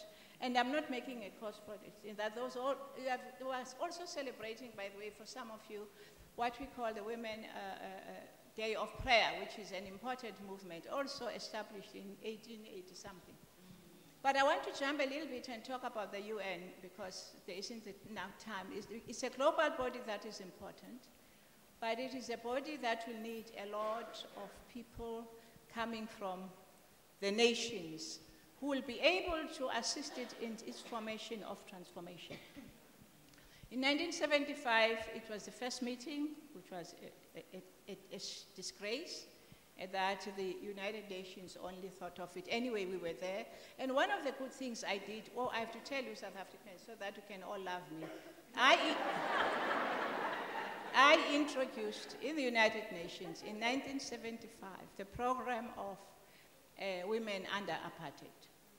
And so for the first time, we're able to do that. And I also, listen to this one, introduced strongly on women and development because of the poverty of then many of the women, which still exists across the world. As we fight for all these other things, it's fundamental. The questions of economy, they are related because women are the poorest people in the world. I failed dismally in this section. I must tell you why I failed, because at that time, instead of having feminists, we had what was called bra banners. Do you remember that? Yeah. How many of you remember the 70s, the young women who were very angry and very articulate? You don't know about, they were banning their bras. You don't know that. It became a very strong movement. And so they came to Mexico, where we were coming mostly from the United States. And they disrupted the meeting. They were successful. They moved into my section. Totally. We couldn't move. And they said it was irrelevant. Absolutely irrelevant to be talking about poverty. What has poverty got to do with the struggle of women? And I think I'm simply saying the integrated approach is very important, because I really don't believe that we can isolate if you are looking into integration as we are fighting for this future. And I think I'm not advising young feminists, but I think I should bring that experience, because I'm really an ancestor, a living one.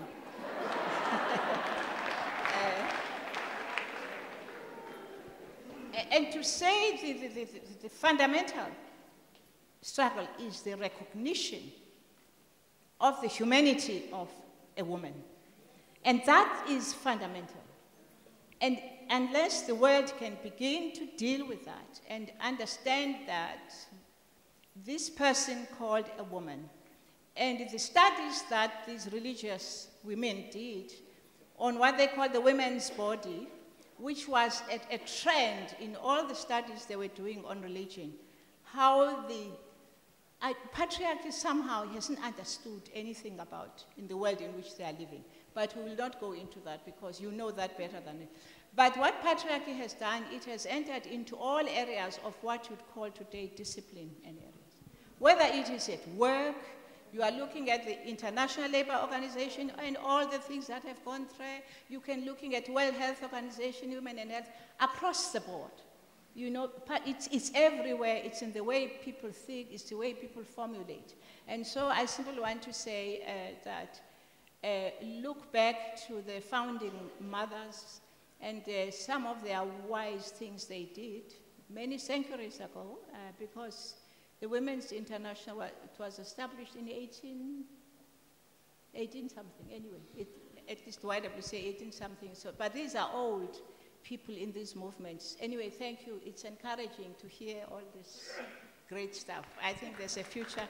When you have time, this is heavy stuff.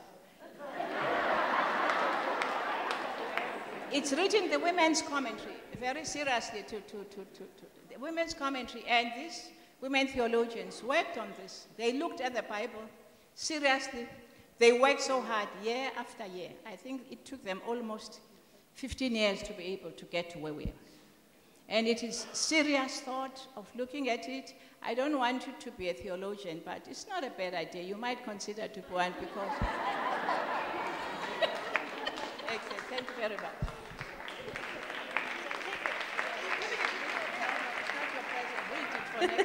Keep it for. Thank you very much, Dr. Pam. I like heavy things. Thank you very much. You hear the sound of the voices change. I was called a token, so I needed to just search the dictionary. I'm not sure if it's a patriarchal dictionary or a feminist dictionary, but it defines a token as a thing that serves as a visible and a tangible representation of a fact. It is a thing that serves as a visible and a tangible representation of a fact, of a feeling, and of etc. Then secondly, I wish that's what it means for me to be in this panel. The second one, definition says it's a voucher that can be exchanged for goods and services. Typically one that is given as forming part of a promotional offer. I am not quite sure if I'm a token of an attempt to transcend the artificial division between men and women, which I would appreciate, or I'm just a voucher of a promotional offer. Say there's a lack of a man in that thing, which is what men do by adding a woman all the time. But thank you very much, Ms. Pumla. I'm also going to call you Ms. Pumla, because that's what I call you normally. And if you object to me, you must also object to what the chair said. The chair also said that we're at the university at the same time, at different universities, so I never got to see your radical friend. I only know her as very calm and very professional now. I don't know of her radical time, so I know it's... So one of the things you did to us is that you spoke both to our hearts and to our minds. You troubled us, and you really troubled us.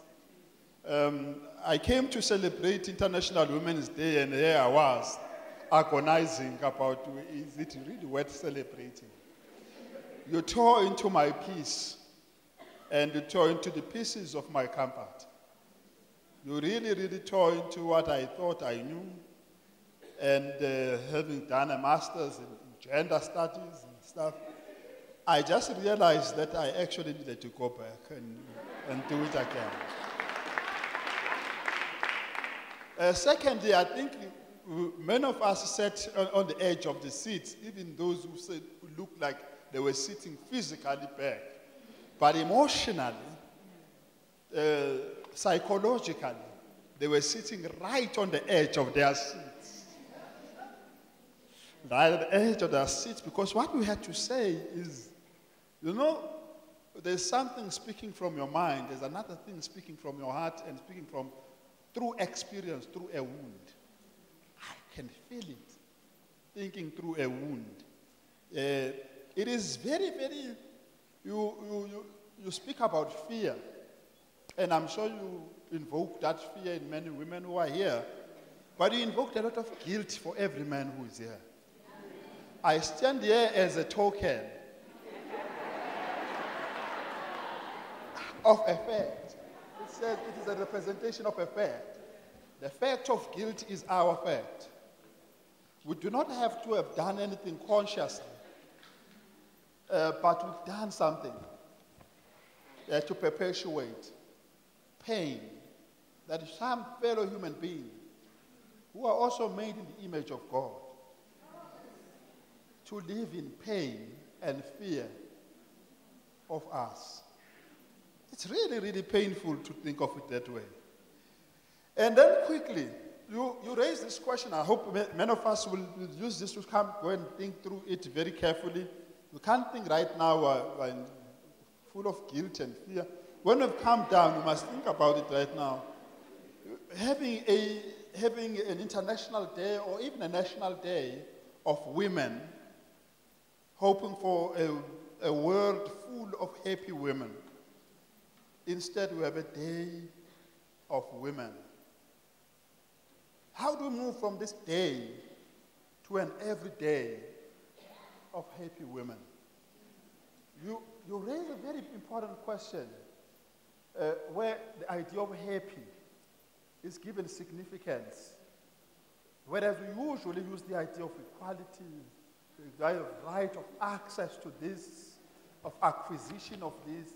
The idea of using happy means we cannot simply throw a policy at it, a program at it, appoint somebody in a women's ministry, even an anti-woman woman in a women's ministry, or things of that nature.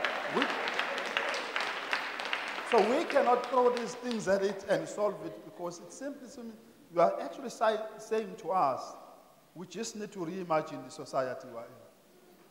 It just cannot be achieved in the society we have here. So it can't be done as a reform. It can only be done as transformation in a deep sense of the way. So you've actually just asked us what government cannot do, what politicians can't do. Remember, they have to think about what they must do and achieve in 5 years. You've just asked us to try and achieve what must be done in a lifetime. And you have asked us what must be done not just in office as a position, but what must be done in public and private, on the road, in the car, in anything we do. You really are asking us a lot. You know, we're already battling with job description at work and things like this, and you know, living up to expectation, buying a new car and showing off, and they've asked us something. I hope we will pay. True, it is huge. The second quick thing that I noticed, and I think we need to think very carefully about, is this paradox of women empowerment. Because it's a paradox of all forms of empowerment. That empowerment is evident in laws, it's evident in policies, it's evident in programs, it's evident in constitutions, it's evident in one documents that we put up to say we are making progress. But what if when making no progress, in the progress we are claiming? You've just asked us a very deep question. Again, you are disappointing us because there are many people here who served in government, some doing that, who really feel we have done a lot as South Africa.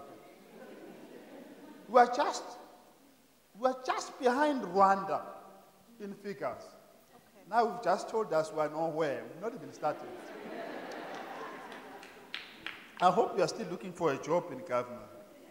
You'll never get it. The next one, there are people here who are in political movements, and many of them in liberation movements. What you've said reminds me of what Thomas Sankara says as well. is that the political movements pursue nationalism, but it's a nationalism with a silent adjective. And that adjective is patriarchal. You've just said what we thought was heroism was the best thing we're doing. What we thought was liberation was misliberation. Not as in like messes, but it's a misliberation. It's a distortion of the very idea of liberation. Because it was to liberate the world of man and to liberate the world generally according to the man's way. But it is possible to truly think you have liberated the world and you've liberated it in the man's way.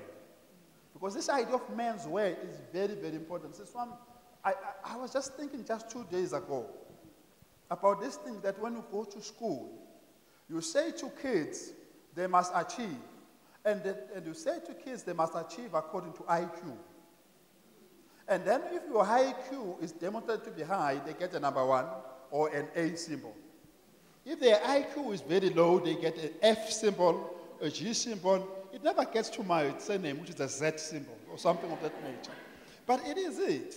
You have just said they must measure their success according to the man's perception of intelligence. Because we have excluded all the other Qs. We have elevated one Q, which is called IQ. What about the EQ?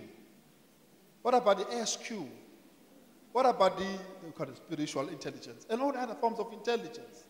Which means there is something deeper about the man's way we are putting this. Very lastly, you have also challenged us about a state we are trying to do. And I like people who tell us about the problem, but also gives us a little bit of hope to escape the guilt and the fear by pushing us into the imagination of the next level. Now, this idea of a feminist state, it's a very interesting thing to think about. Huh? Because you are then saying the feminists as an idea is not a women's idea. It's a human idea.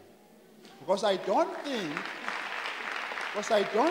you are saying you are looking for a state where the women will exist and the men won't exist.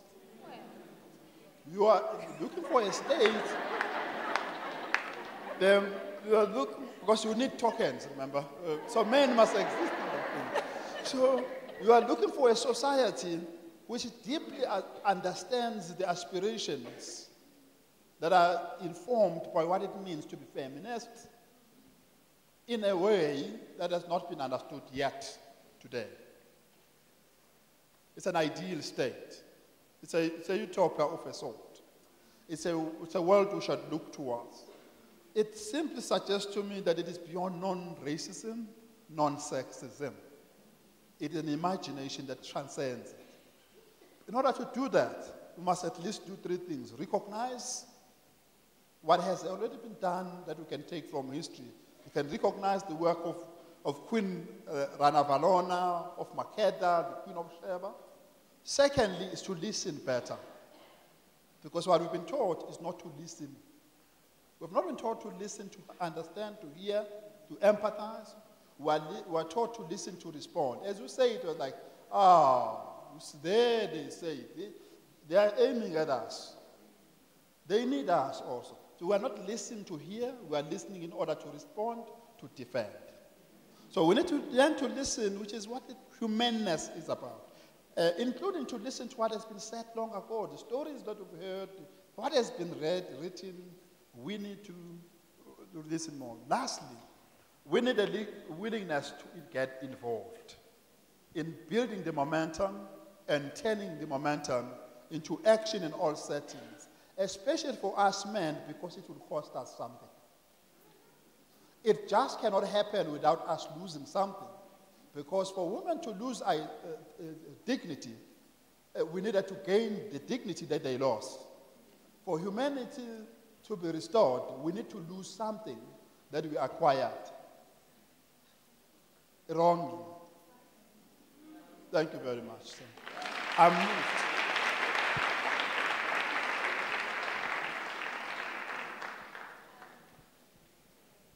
I'm going to give questions. So if anyone, is there a roving mic? Yes, no? Yes, but is anyone going to hold it? I'm going to take 2 questions, but okay, but let's get the response while we... I feel like you've listened to a lot of me today, so I'm just going to say 2 quick things, I think. The first thing, and it's something that, just 2 quick things. So the one thing is, you know, when we talk about movements, I think it's important not to talk about movements as though movements have not always been built by women, too, or by women, right? So the fact that the historical memory, so I mean, I think it's, you know, I worry about this. That we often speak as though we expect women to suddenly do something they haven't been doing all along. Yes. Right? So, yeah, of course we remember the people that we remember specific men as though those men built those movements without women. Where? Where in human history did this ever happen? Right? And so it's not so much sometimes it's not so much that we need to create everything afresh. It's also that we have to be serious about the demand, the urgent demand, to rethink how we look at what we think we inherit, right? And not only speak about women's work in terms of what women did for women, which is crucial, right? But we also have to recognize that where in the world did these nationalist movements exist that were not built by women? Too, right? And so the problem with heroic nationalism is not that it functions without women and then now women have to be added and we have to revisit women. The women were there all along, but we have to think about what the violent process of erasure has been that allows us to pretend.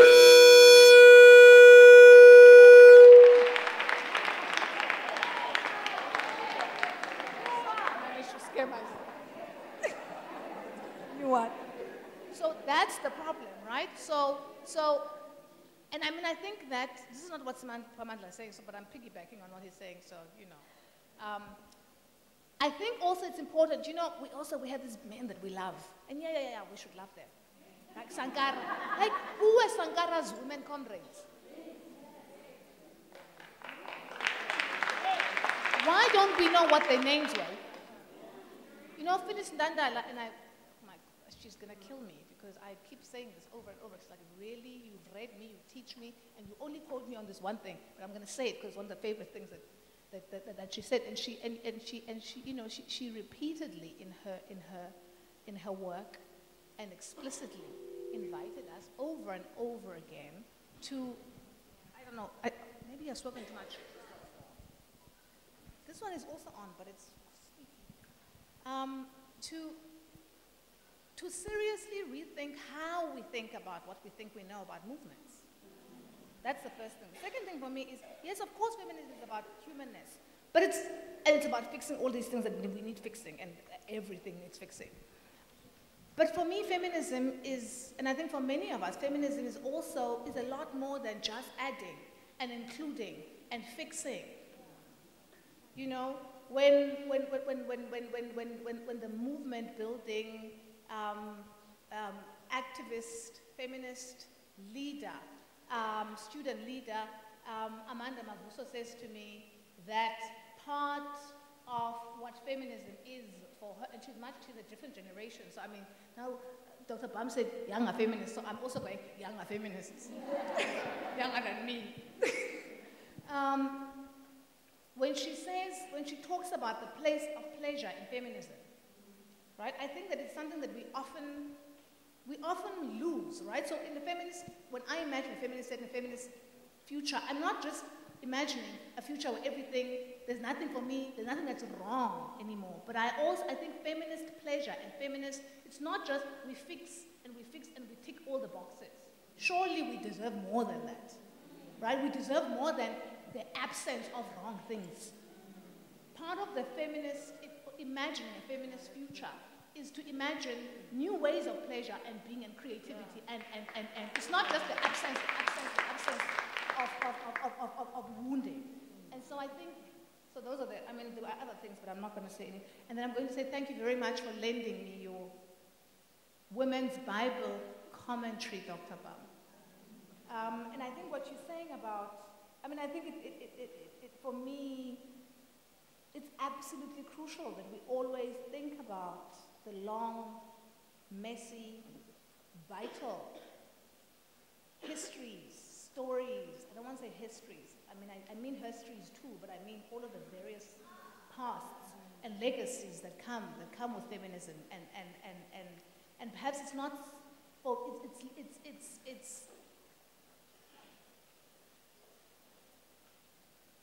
it's part of what I was very messily trying to ask when I was saying, what is the responsibility of a feminist state, of a feminist country, to feminist pasts, whether they call themselves feminists or not, in terms of what they enabled, in terms of what they force us to continue to build on, in terms of how also, Siphamandla, I don't think it's evolution.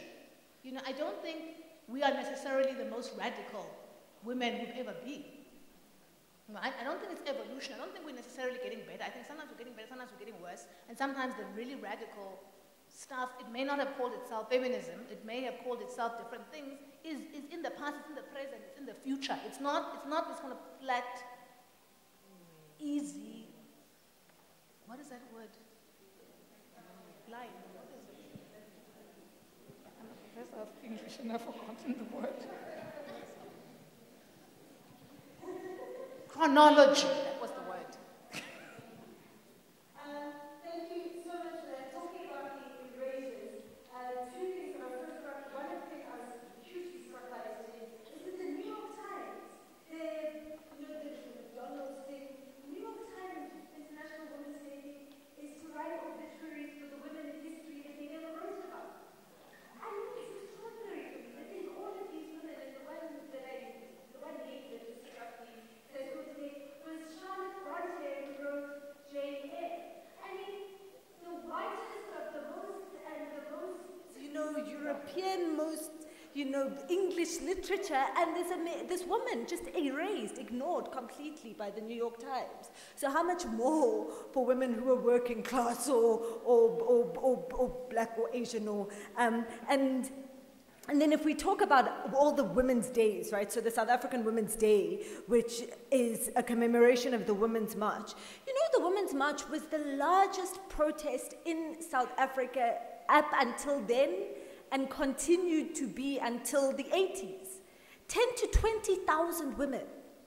Some of them they left from Umisis with white children in tow to come and protest at the union buildings, and yet we talk about it as an add-on. The first major protests against passes in South Africa were by women. It was the 1913 Women's March in Orange Free State against the pass laws there, and then the 1919 one by the Bantu Women's League that was organized by Charlotte McFadden. Women were protesting for men's right not to carry passes. That was the 1913 one. Women weren't being forced to carry passes, but they were protesting for the right of their men not to have to. And we erase these stories. I know Charlotte McFadden organized the 1919 one. I don't know who organized the 1913 march. And so, so just a word. So I'm going to take literally 2 questions because I've completely just overgone with time and things. And then just anyone who's got a major comment. There's some hands over there. And then, so one over there. Okay. We'll do one there. And then we'll do one in front here. Okay. Please just let us know who you are. Hello. Yes. Hi, my name is Siphamandla. I'm representing Midrand High. So here's a question I want to ask. As humans, we are born with genders that each have a use in our families or rather society. So how do we go about reclaiming feminism without questioning, intimidating, and insulting the male gender, especially our fellow young boys, and getting them to side with the idea of achieving equality in gender, or as you say, Ms. Pumla, a feminist state? Woo.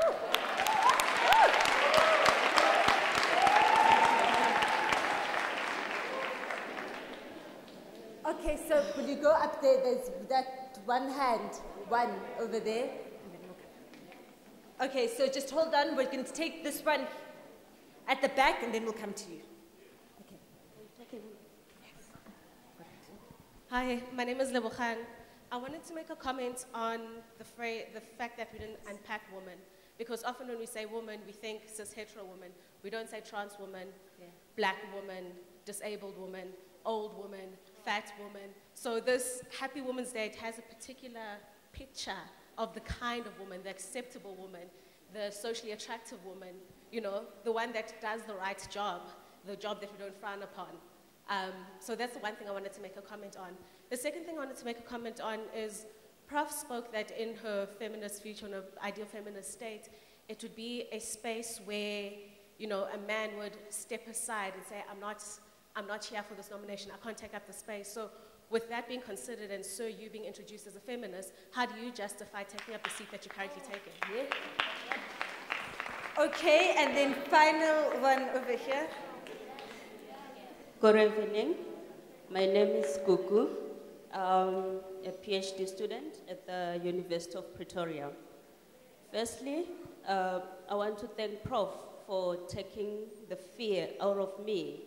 I've been living in fear as a young feminist who has been experiencing sexual harassment in the campus of UNISA.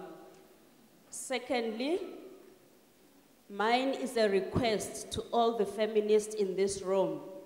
I'm requesting you, feminists, to stand with me. I have reported a sexual harassment to the UNISA management, allegedly conducted by one Mr. Chibambu Mhlaba, and I reported the matter to the UKK Chairperson board member, Dr. Haji, who has refused to investigate it.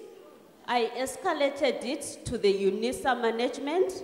The UNISA management is refusing also to investigate my case. I'm requesting all the feminists in this room to stand with me and request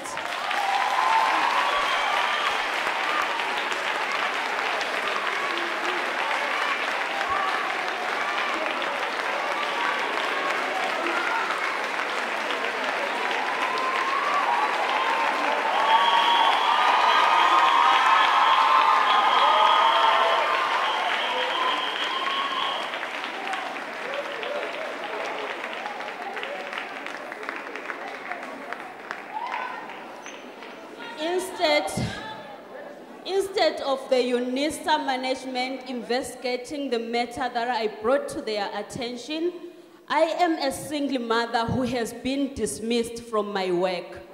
I'm sitting at home because I spoke out that I've been sexually harassed by Mhlaba Chibambu. I'm requesting you feminists to stand up with me. Thank you.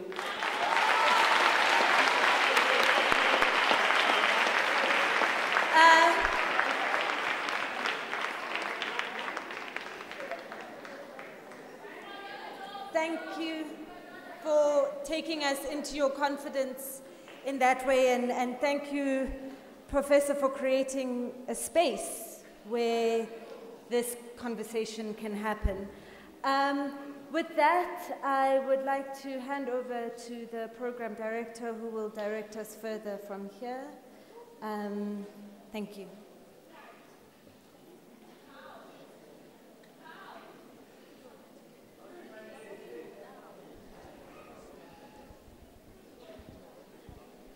When I introduced the lecture, I started by saying reclaiming feminism is about reclaiming those aspects in our bodies, within our bodies, and outside our bodies. And Pumla invited us even to a deeper reflexive space to saying, if we are to imagine the idea of reclaiming feminism, we must ask ourselves, what does it mean to being human in our world today? And when women or men speak out around the woundedness of their lives in the world of work, at home, in our relationships with one another, with men, with institutions, with economies, with ecologies, with geographies, and what that means for us to reimagine the future. I also heard the panel saying the reimagination of feminism is understanding that the journeys are varied, but the criteria of understanding what it is that denigrates and steals away the dignity is very important. I heard the men and the women in the panel saying, we all believe that being human, reclaiming feminism, is really about understanding that multiplicities of existence that require the affirmation of the dignity, undoing the violence that is embodied to us. I also heard, because I'm a theologian who specializes in ethics, I also heard an invitation that Siphamandla was making to Pumla, to say, Pumla, the historicity of our experiences is important, but we need to envision this future and reclaim this feminism beyond just our existential reality, because it is in the world, in the resources that are available beyond the idea of our ontologies, that we may also cultivate some resources that may enable us to reclaim the future. So I could feel that there was a sense of dissonance in the dance and in the concert around how we reimagine this. As you were saying, it's not chronology. And so it's an invitation that this dialogue must continue amongst generations that differ, amongst age, amongst diversities of experiences and existence, so that we enrich one another. So my responsibility at this point is to invite these beautiful people, to invite you, Mamzanele, Professor Soqikwa, the people who are in the program, to come. Apparently we have to have a historical memory through a picture, so to come to the stage before we do the vote of thanks. That's what I've been asked to do. Excuse me. Yeah. There were questions.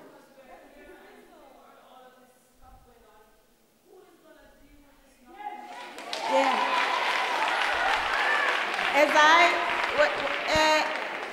Thank you very much. Yes.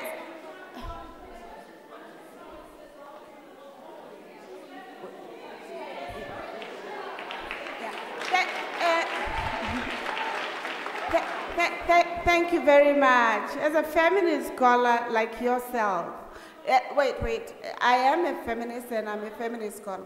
So I'm saying, as we are speaking, we had already requested some people to speak to her, but we have already asked members of the management of UNISA to come and speak to this. But I need to ensure that even as we do that, I tie the idea of the theoretical engagement that we have had in this praxis, so that when we leave, we do not leave wounded, but we leave with the idea that we analyze, we hold one another accountable. And so I'm requesting you to understand that is the context. Yes. And as I do this, I also want to understand that anger is an important resource, because it invites us to look at the truth in our faces, and that's what is important. So it's going to be addressed. Yes. We will not forget the questions to be responded to. We will not forget to do what we are doing. We needed to re-energize the process. Please, Dr. Okay. What I did not disclose is that I'm the acting Vice Chancellor today and yesterday. So yesterday, the whole set of charges against the men named here today was signed by my office to suspend them with immediate effect.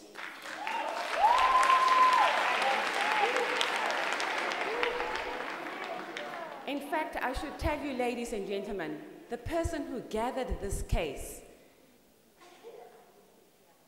works within my office. She's a security officer who spent the last few weeks working very closely on this case. I am fully briefed about it, and therefore the action that we took. But rest assured that she was suspended not by management, but by the same men who we have now suspended. And this case will follow due process. Thank you.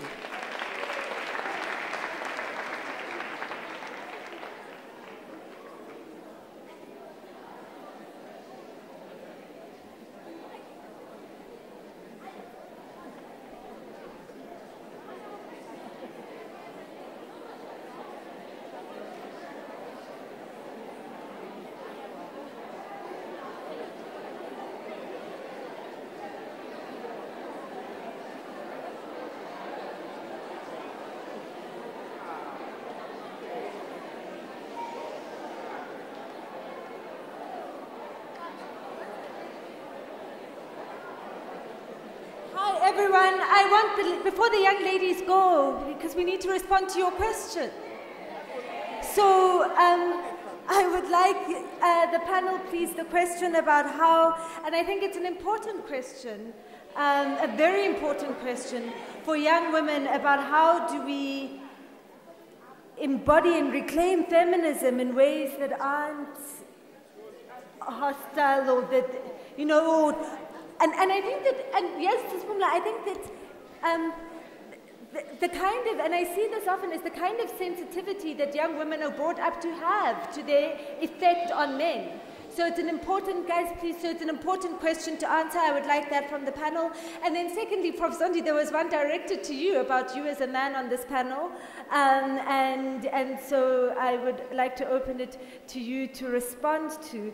And yes, and in the response to the question, Sis Pumla, I think it would be great if you would give us that response, but I'm quite keen to also, if she would be amenable to it, to also have anthropos be, you know, because for you know, if you were being a feminist in the 60s, you know, and you're emasculating and things, I think it's important. Kaume, let's answer the first question of the schoolgirl over there, and then... Yeah. Okay, yes, of course. Could I come to the front? Yes, of course.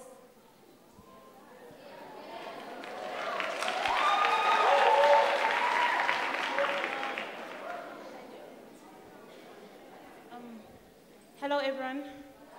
My name is Cecilia. I go to Midrand High School, and I'm currently in grade 12. So, like, you know, when I heard this woman talking about what happened to her, I couldn't keep it in any longer. You know, when I was 5, I was raped. And, you know, the fact that nobody cared to say anything about it, you know, when I told my parents, they were like, he was young, you know, he didn't know what he was doing. It's fine, get over it, you'll grow up and, you know, someday you'll just grow, you know, grow up, forget it. It never happened. You're still pure, you're still a virgin, you're still everything society wants you to be. And you know what? I'm tired. I am so sick and tired. I mean, we all come here, you leave your jobs, you leave your work, you leave your families to come sit down and talk about feminism. To talk about feminism. to talk about girls coming together to do better things for girls. Really? I'm a girl. You're all women, you're all older. Can we please talk about what we're going to do in the future? Can we please talk about when I'm done with matric, how many opportunities do I have compared to boys my age? Can we please talk about, I'm speechless. Can we please talk about how when I was picking my subjects, they told me, no, a girl wouldn't do that job. Can we please talk about when I went out with my cousin, they said, no, girls have to come back home at a certain time. Can we please talk about how they said, no, the night is not for girls. Girls have to be indoors. Girls have to do this. Girls have to do that. Girls, girls, girls, girls, girls. I'm a girl. I'm a girl. Can we please talk about girls? And not just women, not just feminism, not just how men feel, how women feel, but how girls feel. How girls who are raped feel.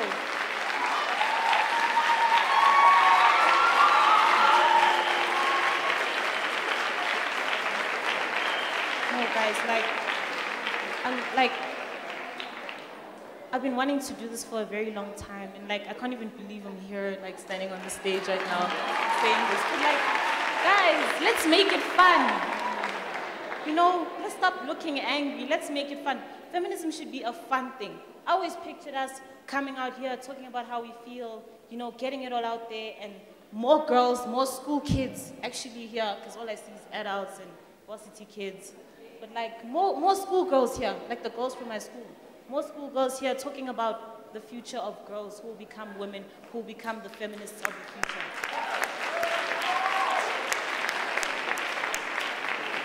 Thank you. Thank you.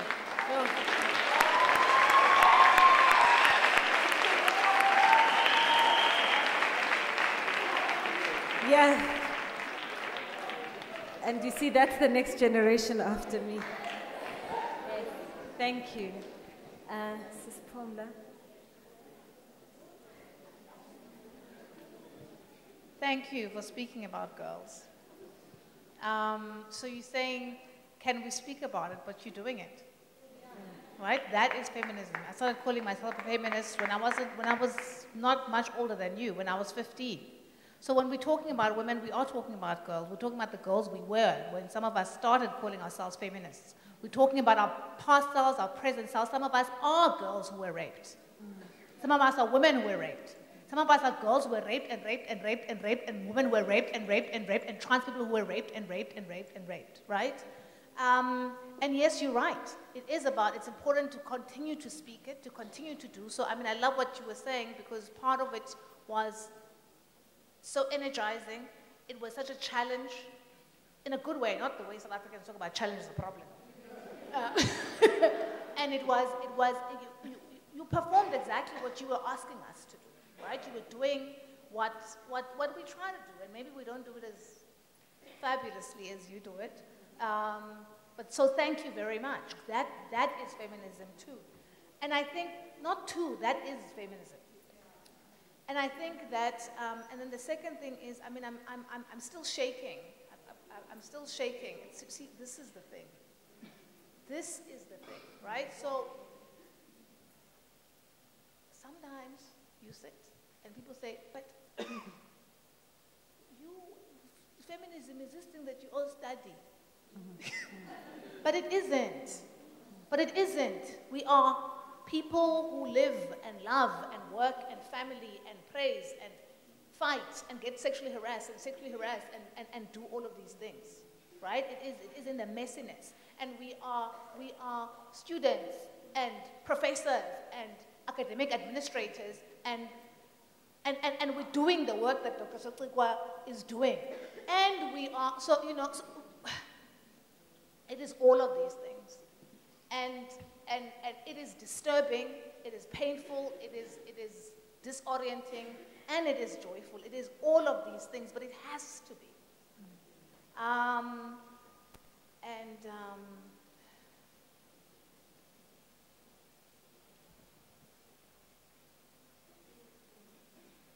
There was another thing I was going to say. I don't know what I don't. there was a thing, but I didn't write it down, and I am 45, so sometimes I forget things. So I'm also an older feminist. I don't remember. I'm sorry. There was a thing. How to change without alienating boys. You know,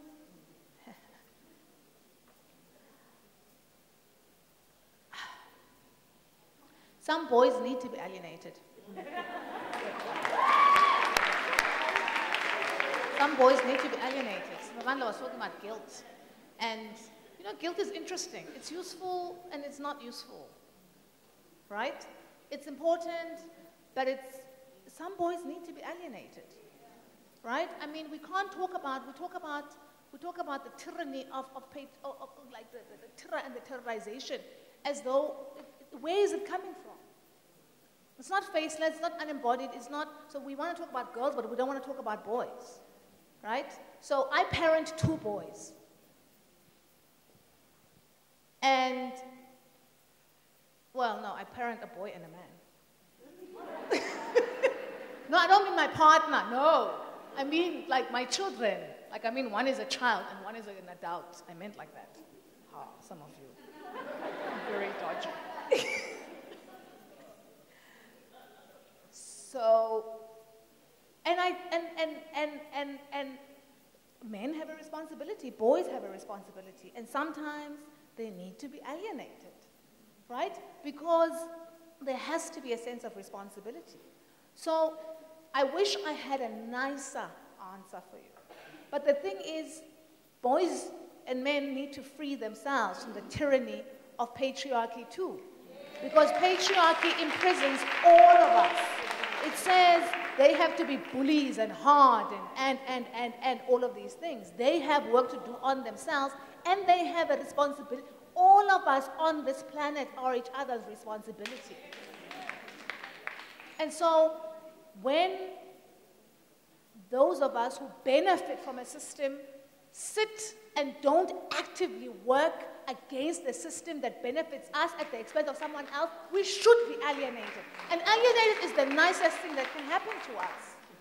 And so my experience is when people are talking about being alienated, it's an excuse not to do the work of undoing the dangerous, violent thing. Not all boys need to be alienated, but the boys who shouldn't be alienated should earn it. So that's what I would say. So it's not, because the problem is that often when that question comes to us, it's as though, okay, how can we make it easier and softer for boys to want to get involved and men to want to get involved? But then that's the work that patriarchy says we must do anyway. It says girls and women must make life easier for everybody except ourselves. And I think that that's part of what keeps us locked into all of these things. And then quickly, Lebohang said something about, well, Lebohang, thank you. Thank you. I think that I tried to say the tyranny of gender binary, and I tried to say, maybe not enough, that, you know, when we're talking about women, the policing of women and all of that, I think, but I mean, I think thank you very much for underscoring that and pointing again and again to the tyranny and the lie at the heart of patriarchy that does say that there are 2 genders. We know there are no 2 genders. We know that we don't know how many genders there are. Because in a patriarchal society, we can never know how many genders there are because patriarchy bullies us into pretending that there are 2 genders. So thank you very much. Siphamandla is going to answer his own question, the second question that you posed to him.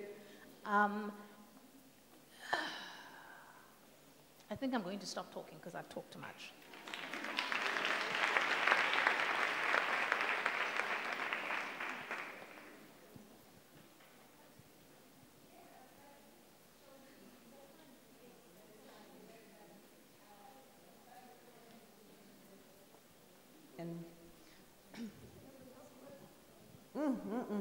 Mama, let him answer his question and then we'll come to the final comments. Thanks. I wanted to make a comment. Whether, in fact, our tradition of lecturing and giving speeches, which I do all the time, is not an outdated method. I'm beginning to feel that the tradition that is coming through and is being successful is the dialogue one. For us to try now this time of the night to actually dialogue is very difficult because we are the setting, the room, and so on. And some of these things are yes, indeed, thank you for creating the space. Thank you for creating what I call safe space and private space. But even though you have created that space, maybe for the kind of issues we are talking about, we might think how we spend more time on the dialogue.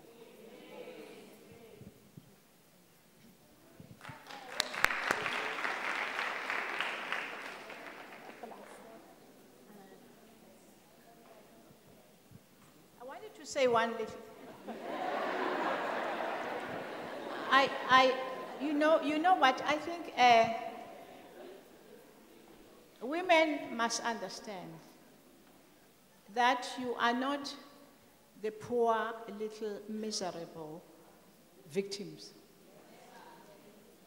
Yes, I know, patriarchy and all that. You see, we are also human beings who have not necessarily embraced all the necessary values of living in humanity.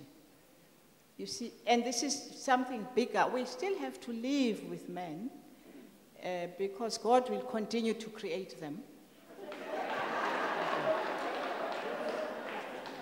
and God will continue to create human beings.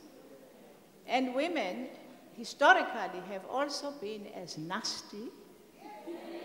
And those of us who have gone through other forms of isms. This is one ism, but many of us have gone through racism in our lives. And racism as an ism, as a way of relating to other human beings, also has come from women. So these are the deeper things we need to get into, is how the new world will live together as human beings, with all that human beings do to each other. I think we need to say, I know we're now talking about a particular problem, but we need to embrace it. Because I think the socialization, I know it's a very old-fashioned in psychology, that how are these boys socialized? I'm not convinced that from what I see from my grandchildren has changed very much. Even if people say it's an out, I don't see that the culture is changing much, and the tradition and the symbols. So we can't deal with this only, so we need to look at all other factors that are around our way of living.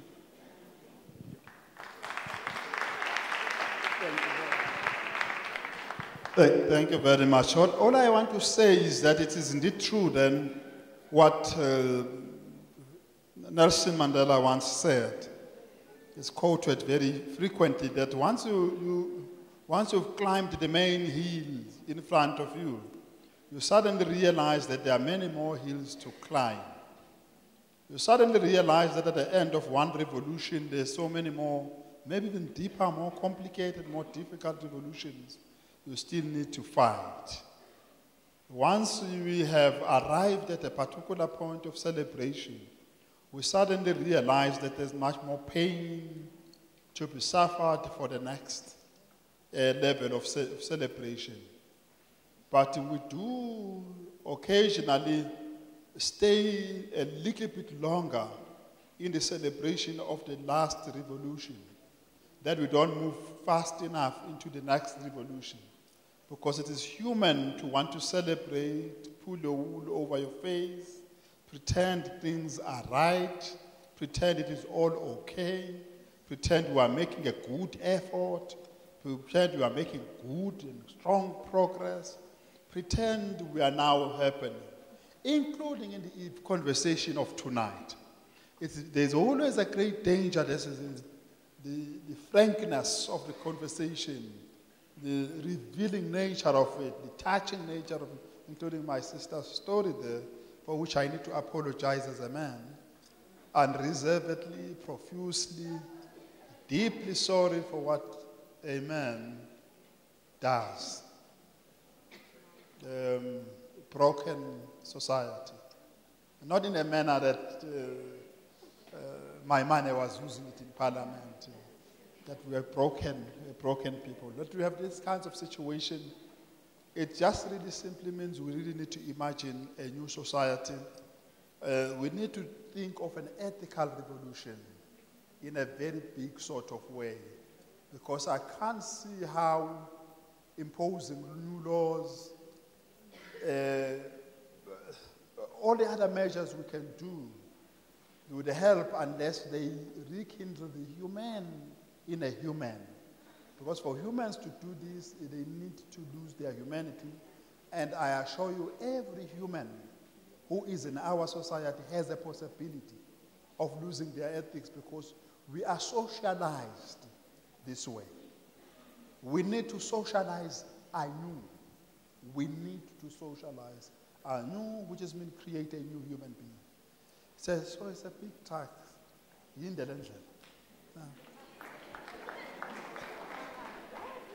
Ambassador, just a final comment and then...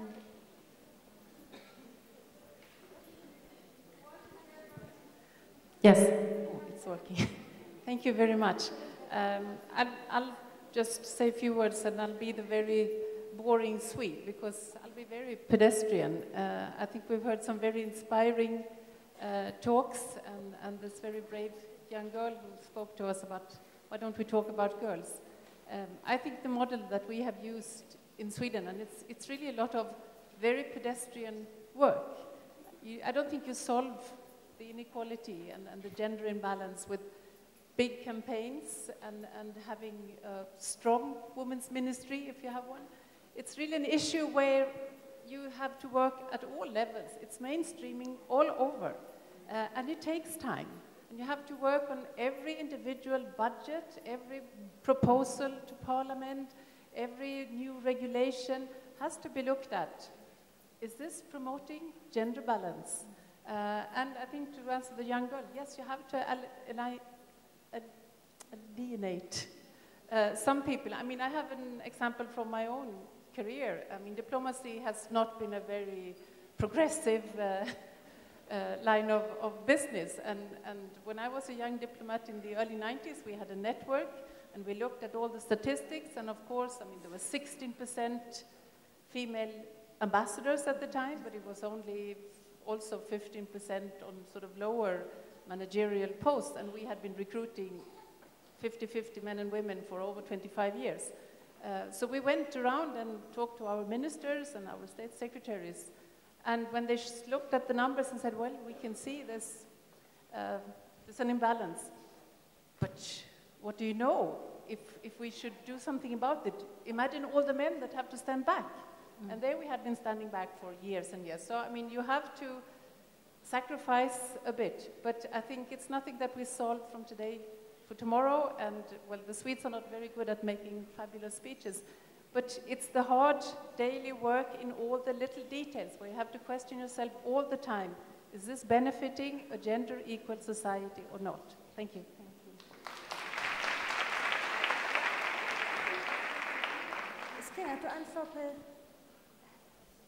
Okay. And then Sis Pumla, just to... Sis Pumla? Or... Okay. All right. Sis Pumla says she doesn't want to say anything. I'm going to... Sorry? So I'm going to wrap up. They love you. And so thank you, everyone, for being here. Just something that struck me and that I just want to say about just that in response to the young woman, that it was a woman security guard who took her seriously and who made it happen, who made the suspensions happen. And it's that feminism. Those are the women on the ground that are already doing what they need to do. And it was a feminist in management that did the work, that followed up and supported the feminist security guard that did the work. Yes. And who used her 2 days as Vice Chancellor to make a difference in somebody's life. So thank you. And with that, I would like to hand over for us to close the program. Thank you.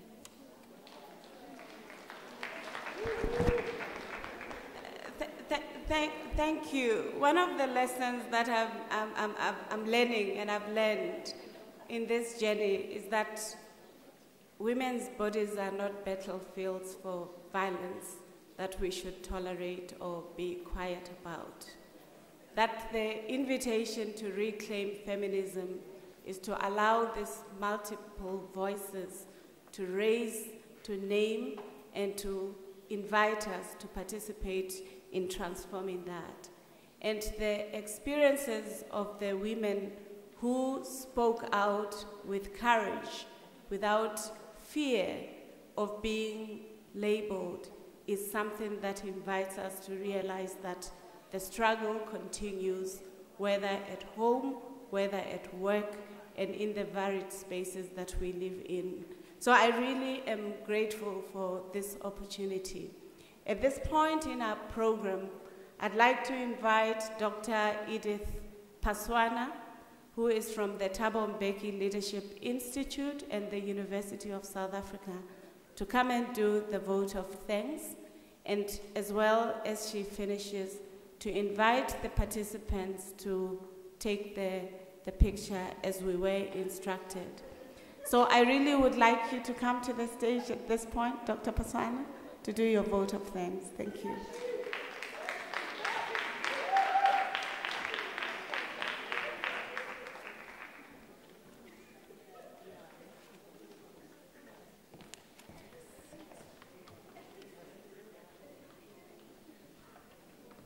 Okay, thank you. Good evening, everyone. I'm a little bit disturbed, and I think this disturbance is necessary as well. Yeah, and as we go home, I think everyone should be thinking about these two brave young women. And also, can we actually give a round of applause for these two women?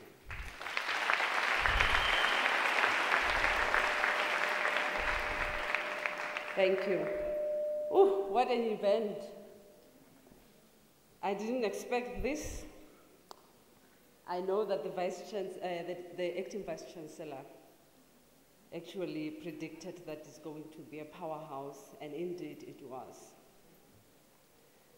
The International Women's Day here at Timali is a project of the Thabo Mbeki Foundation, the brainchild of Mrs. Zanele Mbeki, and we as Timali, we are the implementers. And this day is important for us. As you can see what happened here today, we need more spaces like this. I'm just here to present the vote of thanks to the people who make this event successful, and I'm going to take a minute to do that. And first of all, let me also apologize on behalf of the VC, Professor Amandla Makanya, and our line manager, Professor Gugumushe, who is the deputy, the deputy vice chancellor as well. They have prior commitments, and Professor Makanya was supposed to do this, and also he has an emergency.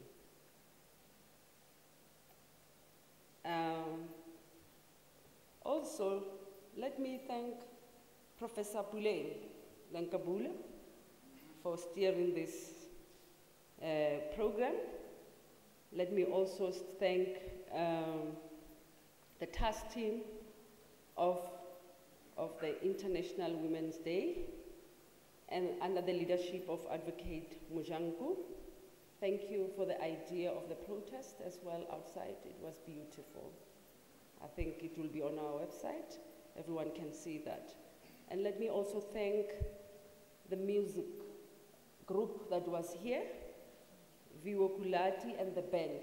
Thank you very much. You really entertained us. Dr. Mashia Sotrikwa, our Vice Principal, thank you very much for opening this, and thank you very much for taking action after hearing about this case in your 2 days of acting. Thank you very much. Our keynote speaker, my sister, my soul sister, Professor Pumla Gqola, the Dean of Research at Hare. Wow, I don't know what to say to you. I liked everything that you did today. That was very intelligent, and I'm really thankful. And you can see this lecture was very provocative. At least some people were able to beat their fears and stood up and spoke about their experiences. Thank you so much. And I know someone, and you can, I think everyone can see that the author of Rape was here. And the fear factory is crumbling. Thank you very much. To our panelists for the robust discussion, insightful discussion, and specifically the chairperson of the Thabo Mbeki Trust, Dr. Brigalia, thank you very much for agreeing to be used as an ancestor. Thank you very much. A living one, she said. I'm quoting her, she said. She's a living an ancestor. Her Excellency, Mrs. Cecilia Julin, the Ambassador of Sweden, thank you very much for agreeing to be here and to come and engage us what a feminist government is all about. And as we are learning as well, we are also challenging Sweden to really look after those immigrant women in Sweden.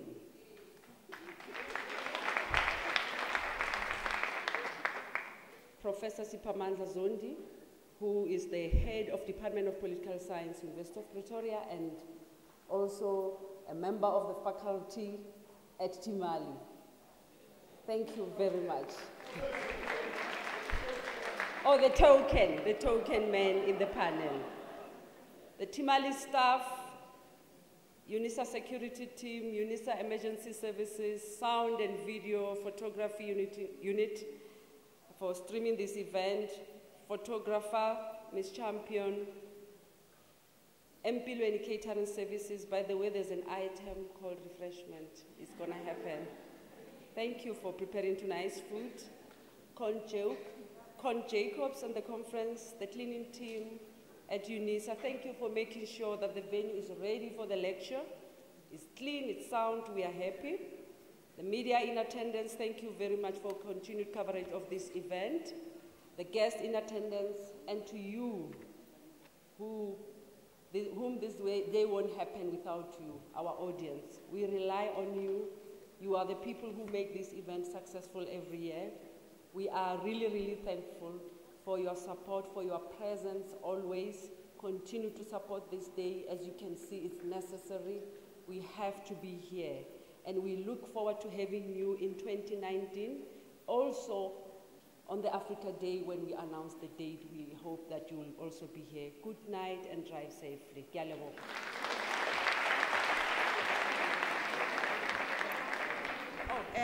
Thank you, Dr. Paswana. The gifts of the speakers will be given. We're really thankful for that. I'm told that I should request you all to know that there is something that's prepared for you at the Philadelphia restaurant. Philadelphia restaurant is towards your left, and you take the stairs up. Those who know will guide you. So please travel safely, and thank you very much for coming. Thank you.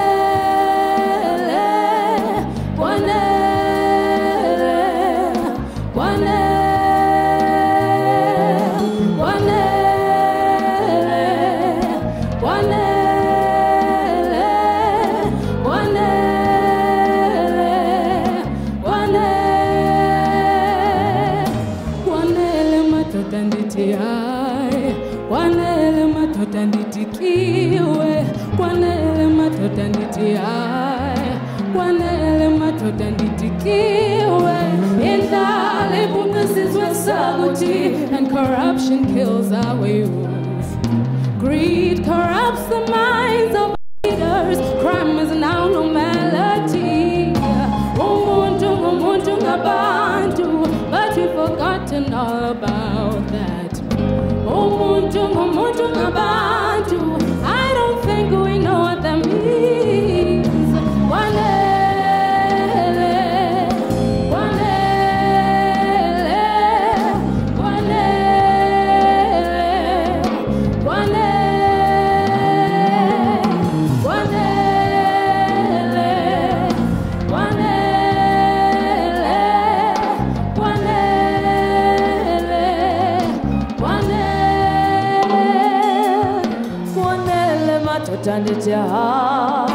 Wanele madoda ndithi kiwe wanele madoda ndithi hayi wanele madoda ndithi kiwe indlala ibhuqa isizwe sakuthi and corruption kills our youth. Greed corrupts the minds of leaders. Crime is now normality. Umuntu ngabantu, but we've forgotten all about that.